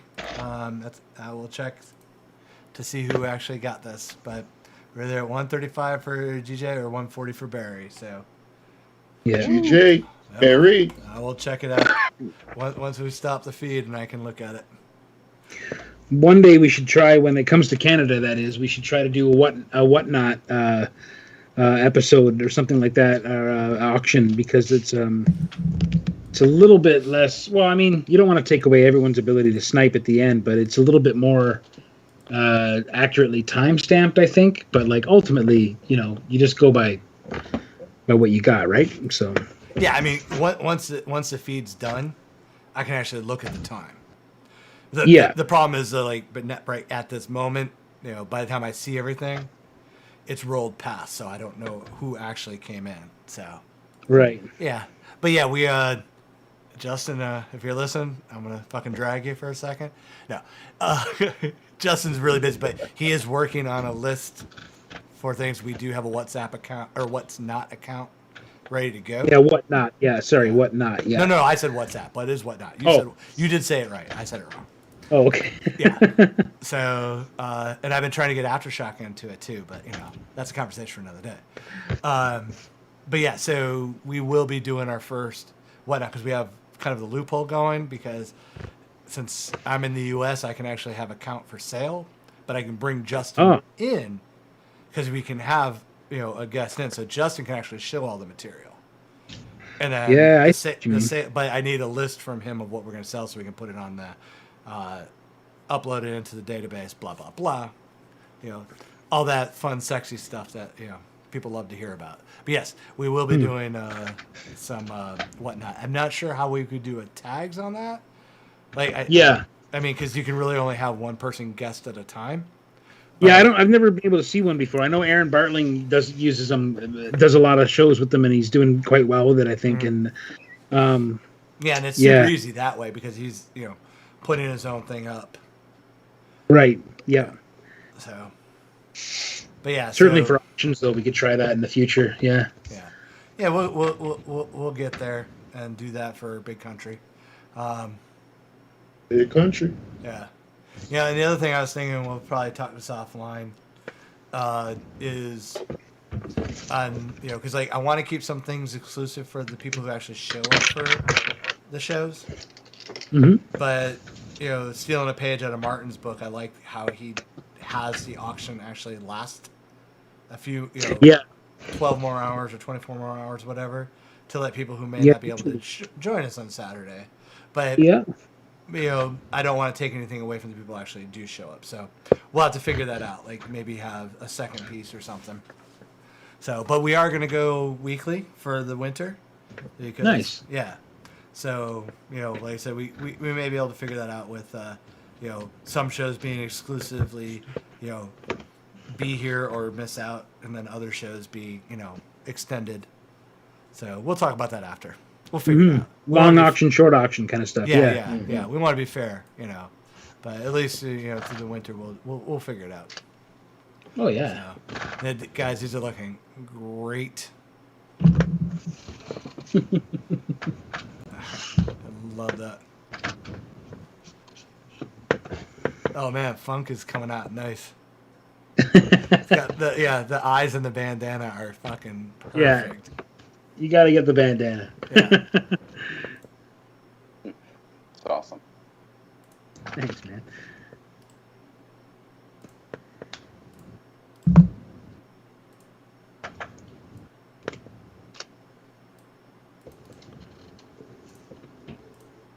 So I wanted to ask you.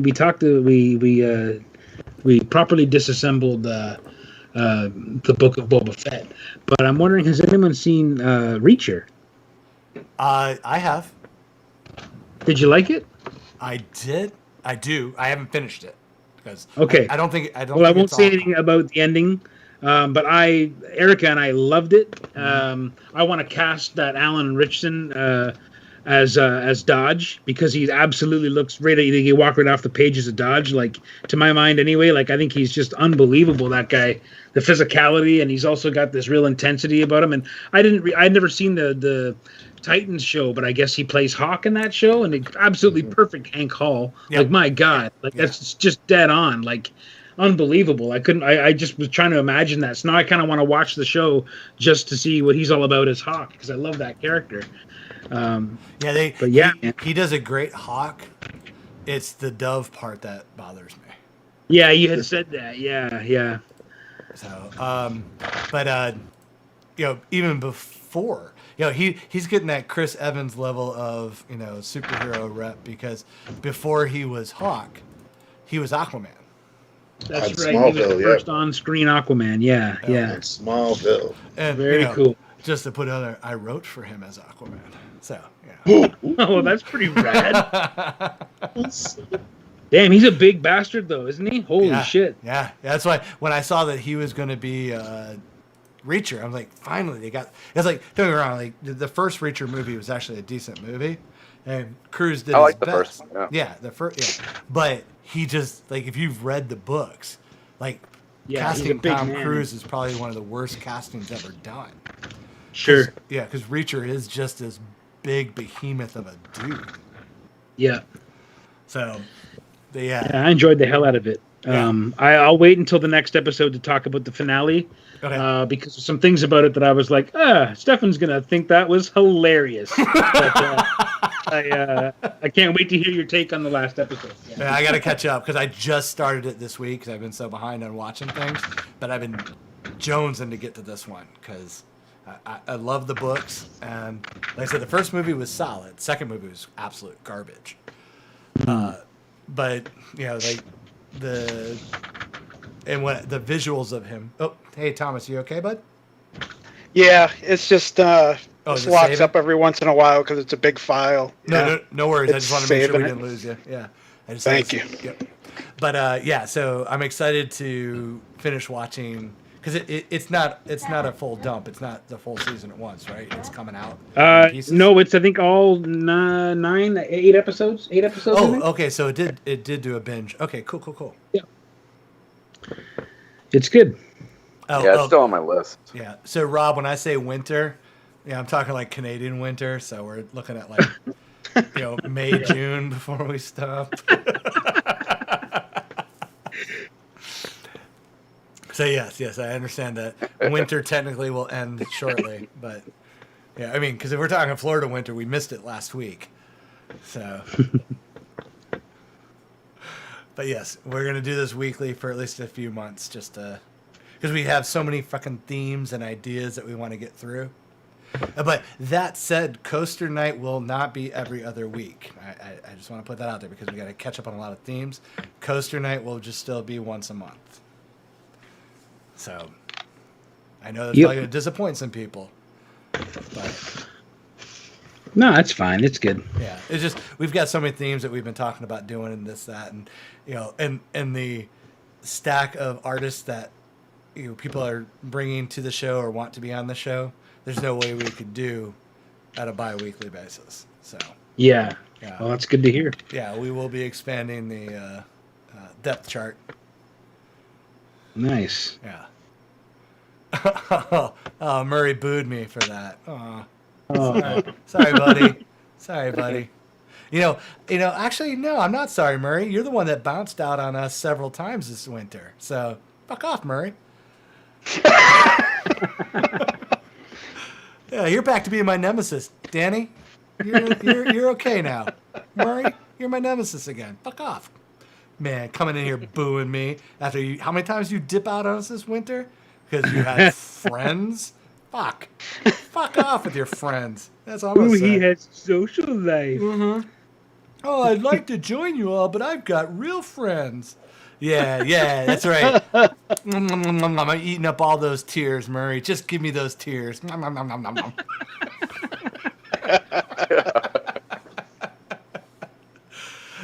Robin's telling you to clean up that desktop, Thomas. I agree with. I have way too much. Oh, when I see going on there. when I see people's desktop like that, it fucking sends me through the roof. I'm like, I will not you help hate you. mine. I will not be tech support for someone like that. No. You're evil. You're a bad person. Yeah, luckily I'm my own tech support. Yeah, so yeah. You're okay. And my brain looks a lot worse than this desktop does. If that tells you anything. But I will not help you, sir. You're on your own. You've caused your problems. Yeah. So way too many shortcuts. Yes. Organize that shit. Make folders. Come on. Clean that up. Oh, I got that going on too. Look at all these folders. Oh, I have no idea what's in them. But I do like the fact that you've organized all your shortcuts and icons to not block your specific icon, for your company. Oh yeah, I know what time it is. Yeah. And I'm the only person that ever sees this, so I don't know why I do it. Hey, you are sharing your screen right now, son. Hey, why don't you go ahead and put in your PayPal password for us? Oh yeah. Murray says his mommy loves him. Well, okay. Yeah,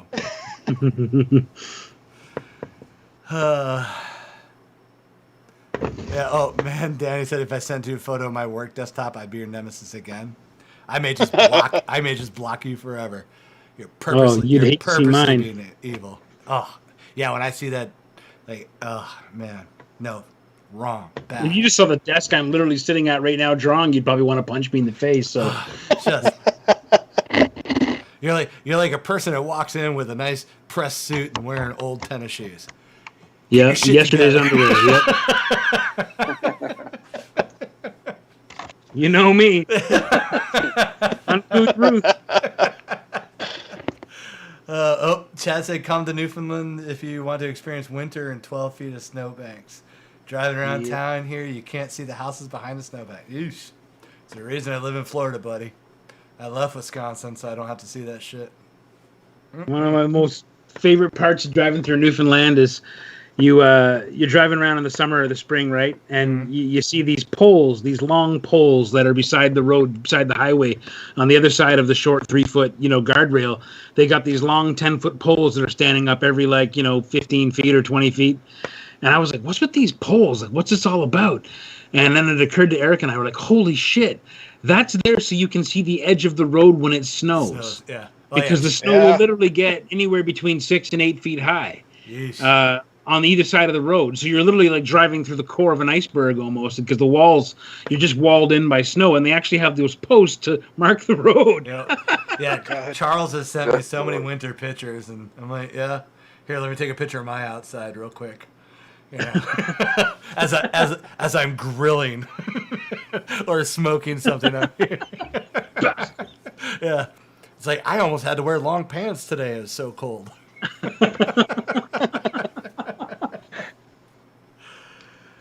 Oh man. All right. Well, we are past the 10 o'clock mark. All right. Yeah. Let's do a real quick 5-minute on the. Harry Funk. Sure. Yeah. This will be full color when it's done. It's going to be barbed wire ropes, fire coming off of the Double Cross Ranch brand, and he'll be a full color, of course. But yeah, and these are like 6x9, I think. Yeah, 6x9 or 6x8. Yeah, something like that. All right. Yeah. Not huge. No, but everyone kind of knows the deal. Start with 1 at 25 again. Yeah, 25 is good. Sure. All right. Terry Funk, hardcore legend. That's right. All right. So we got this one at 25. And, like the other ones, you're going to get it full color. Sweet yellow.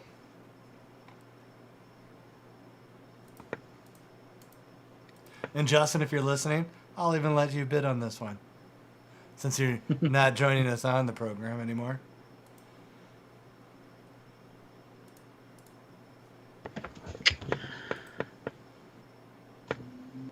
So, and speaking of watching stuff, because I was just about to get rid of Netflix, and I'm pretty sure they were spying on me. But they released a new season of Disenchantment.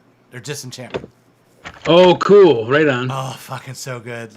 It's a good show. Yeah. Last season, I was a little on. I was like, okay, they kind of went down a couple paths that I wasn't crazy about. But oh man, I've watched the first 5 episodes now, and straight up Futurama level of laughing for me. Like, awesome. Yeah. I heard Futurama's coming back too. Oh, I hope not. I hope not. It oh, is. really? Yeah, they kind of like ran long in the tooth. I mean, it was a great They kind show. of finished the story though. Like I don't know how this is going to affect the last ending because the last ending was quite good. It was a perfect ending for the show. Yeah, it was actually. Yeah. Yeah. I mean, it was very meta with the whole rerun bit, you know, because they're going to relive their life. And, you know, it's just such a good show. Like, bringing it back, I think, would ruin it. So, I don't think Bender is going to be voiced by the same actor anymore. Well, then don't even bother. Cares? Yeah, who cares? Like, wow, that's unfortunate. Yeah, if you can't get John back for Bender, why would you? Yeah. Oh yeah. So Rob just said that without John DiMaggio, it won't be that good. I didn't hear that part. Yeah, it won't be good at all. I mean, why would you even think of bringing? I can't even imagine it without him. Yeah. No, exactly. It's such an iconic voice for that character. Yeah. Actually, to go with John DiMaggio, have you ever seen the Batman Under the Red Hood? Yes. He voices. I don't know. He voices Joker in that, and it is the second best. Oh, really? He is the second best Joker voice, next to Mark. His Joker voice is fucking awesome. Oh man, that sounds awesome. Yeah. Yeah. That's so an odd pick, but I love it. They squeezed him out. They lowballed him on the money. Well, yeah, that I probably won't even watch it then if he's not going to be the voice. That means that they're trying to go. Who's bringing it back? Is it Netflix or Amazon? Someone will know better than me. I'm not sure. I was kind of asking for the chat room. Sorry, but Hulu maybe or something like that. I'm not sure what I saw. Yeah, I don't know. Oh, so real quick, we are at. Danny brought in a 35, and everyone's trying to underbid him. So Danny has it at 35, guys. You can't go lower on this one. So, but yeah, I mean, to me, I'm guessing Netflix, because Hulu. Okay. Hulu, yeah, that's what Netflix I thought. is normally because Hulu's where it's at right now, but Netflix is notoriously for lowballing budgets. But yeah, no, I won't watch it. If you don't have the entire cast, because it would be like trying to bring Leela back without Katie Seagal. It just wouldn't work. Exactly, there'd be no point. Yeah. Yeah, the voice is so recognizable. Yeah. But I don't even know why they think about doing the show without him. That seems like ridiculous to me. Actually, I'm kind of glad that it's not Netflix because Netflix has Disenchantment and John DiMaggio plays King Zog. I could just imagine how pissed he would be like, motherfuckers, I'm doing this show and you're going to try to, squeeze me on the second show?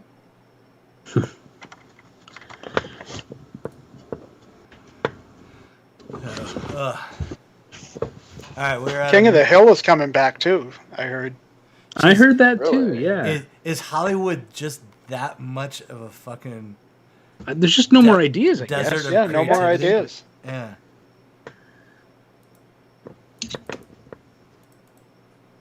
And I feel like I encountered every Comic-Con you go to, you walk around the artist alley, you're going to meet someone who's got the next big franchise just sitting in an indie book on their desk. You know what I mean? And like, it's one of those things where there's if they just looked, they would find that there's so many great stories out there to be told. They don't have to constantly rehash things that worked in the 80s, and some of those things just don't work when you bring them back. Like they just can't work. Like, things have moved on.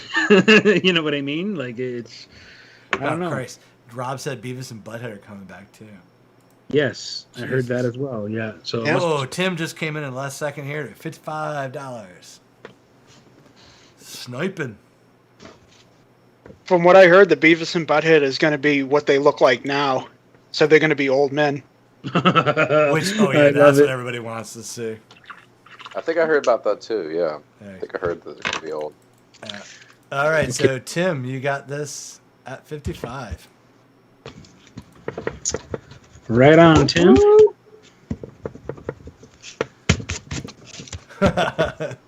Danny's not happy about it, but no. Gotta pay attention, buddy. He sniped it with at least a good 15 seconds. You gotta watch Tim. He's a sniper, man. He's he's the guy. He's the guy that challenges Eric in the last 30 seconds of the thing, usually, you know. So yeah. And Rob called it too. Without the music videos, it won't be as good. Because that was their entire shtick. So, all right, gentlemen, and everybody who joined us tonight, thank you. And great night and a lot of fun with the characters. Oh yeah. That was a great time. Yeah. So, we'll be posting up on Monday what the next show will be, but we'll be back next Saturday. So I don't want to spoil it, but we'll let everybody know on Monday. But with that, again, thanks everybody for showing up. And I don't know. Anybody have any parting words they would like to say, or anything coming up that's kind of interesting that people need to know about? Jason, we'll start with you. What's going on with you, buddy? Anything? No, nothing good. I just started a Facebook group, so I'm tired of that. Facebook algorithms always, usually see my posts 2 or 3 days later down the road, especially if I do an art auction on my page. So hopefully that'll kind of help with some of that. So it's Jason Flowers Art Squad. So find me on there. Please join the group. I post all my art, my comics. I'm going to be trying to do a lot more things on there that are more geared to people that follow the group than if you didn't. So yeah, there's a lot of fun seeing all the commissions people have been putting up. So yeah, it's been really cool. Yeah, it's been a lot of fun on that one. And you still have Last Ronin number 5s available? Right. Yeah. Pre-orders. Yeah. Still taking pre-orders on that. So all right, still a couple copies left. Yeah. And we'll be having Jason back in March too for a Last Ronin number 5 night. We might. Oh yeah, that'd be awesome. Yep. So we got that. So all right, Hugh, what you got going on, buddy? Yeah. I heard one of your books did something special this last week. Hugh. All right, I'll brag for Hugh. This John Ware book. Hello. Children's there book. He is. Hey, Hugh, can you hear us? Yep. All right. Tell us what happened with John Ware. Nothing happened with John Ware. That post that I put, John Ware last year won Children's Book of the Year. Oh, was that last year? Oh shit. Yeah, it was last year. Oh, it was like Facebook memories thing? Oh man, Yeah, so I thought it got 2 years in a row or something. Okay. No. It's just letting people know that it's still available and stuff. But there's a new book coming. In March, it's Howdy, I'm Florence Ledoux, and out of Red Barn, so that's coming out. Trying to finish off the last pages here on the Pound. What else? I head to Vancouver this week. Oh yeah. What's going on there? That'll be I'm doing the expo, Vancouver Expo this week. Oh, cool. Yeah, Vancouver Fan Expo. Yep. Yeah. And so that's what's up with me right now. So you people, I'll post from the show and let people know what's going on, how things are going. But that's where I'll be this week. I bounce out Friday. Very cool. Nice. And so Yeah, keep us posted on what's happening there. Oh yeah, for sure. Awesome. Have a good show. Mike. Thanks. Mike. Yeah. What's going on with you, buddy? Not much. We got Dodge coming. I'm hoping gonna share some stuff that's some of the pages of the new issue as I'm inking the last few and working on the cover. I might even do like a live thing on Instagram, inking the page or inking the cover. But yeah, I have a deadline this week, and it's Erica's birthday on Friday, so I got a pretty intense week next week, I think. But nothing really coming out except for Dodge. The Kickstarter will be April 1st, and I guess we still have like remark options and things like that if you want to go to Big Country Comics and grab like the Usagi Yojimbo book or maybe some of the stuff, the Conan book that Hugh and I just did Sumerian books. There's probably some of those left still, so grab those, and looking forward to doing some remarks on those as well, and when we get those in our hand. Unfortunately, I think the Ronin book has been delayed until April now. Unfortunately, it keeps on getting pushed back. Oh, but did it? it's just going to make the book better when it comes out. I know, but it's looking forward. Yeah, so we'll push that then to whatever month it comes out. So yeah, we'll figure that out. Yeah. All right, Thomas, off to you, buddy. Yo. What you got going on? I got a colonoscopy coming up that I'm looking forward to. So we will live stream that if there's willing that. and able. I was afraid to ask, but yeah. Yeah. Hey. A lot of things I'm working on I can't talk about. No, that's cool. Stefan knows what's up, but can't really throw it out there. Yeah, since Robin's jumped in the chats, we definitely can. There you go. Yeah. he knows what's up too. Well, I'm gonna have this guy printed out and painted, so cool. Look for that soon. Yeah, I'll claim dibs, and I think Chad's right behind me. So, all right. Well, I'll have them for you guys. Awesome. And since Karl's not here, we'll just pretend he said something, pithy. With that, we will say goodnight to everybody, and we will see you all in a week. Bye. Thanks, everyone. Thank everyone. you. Thanks for having me. Thanks, everybody. Yeah, thanks for having me on. Awesome to have you guys here.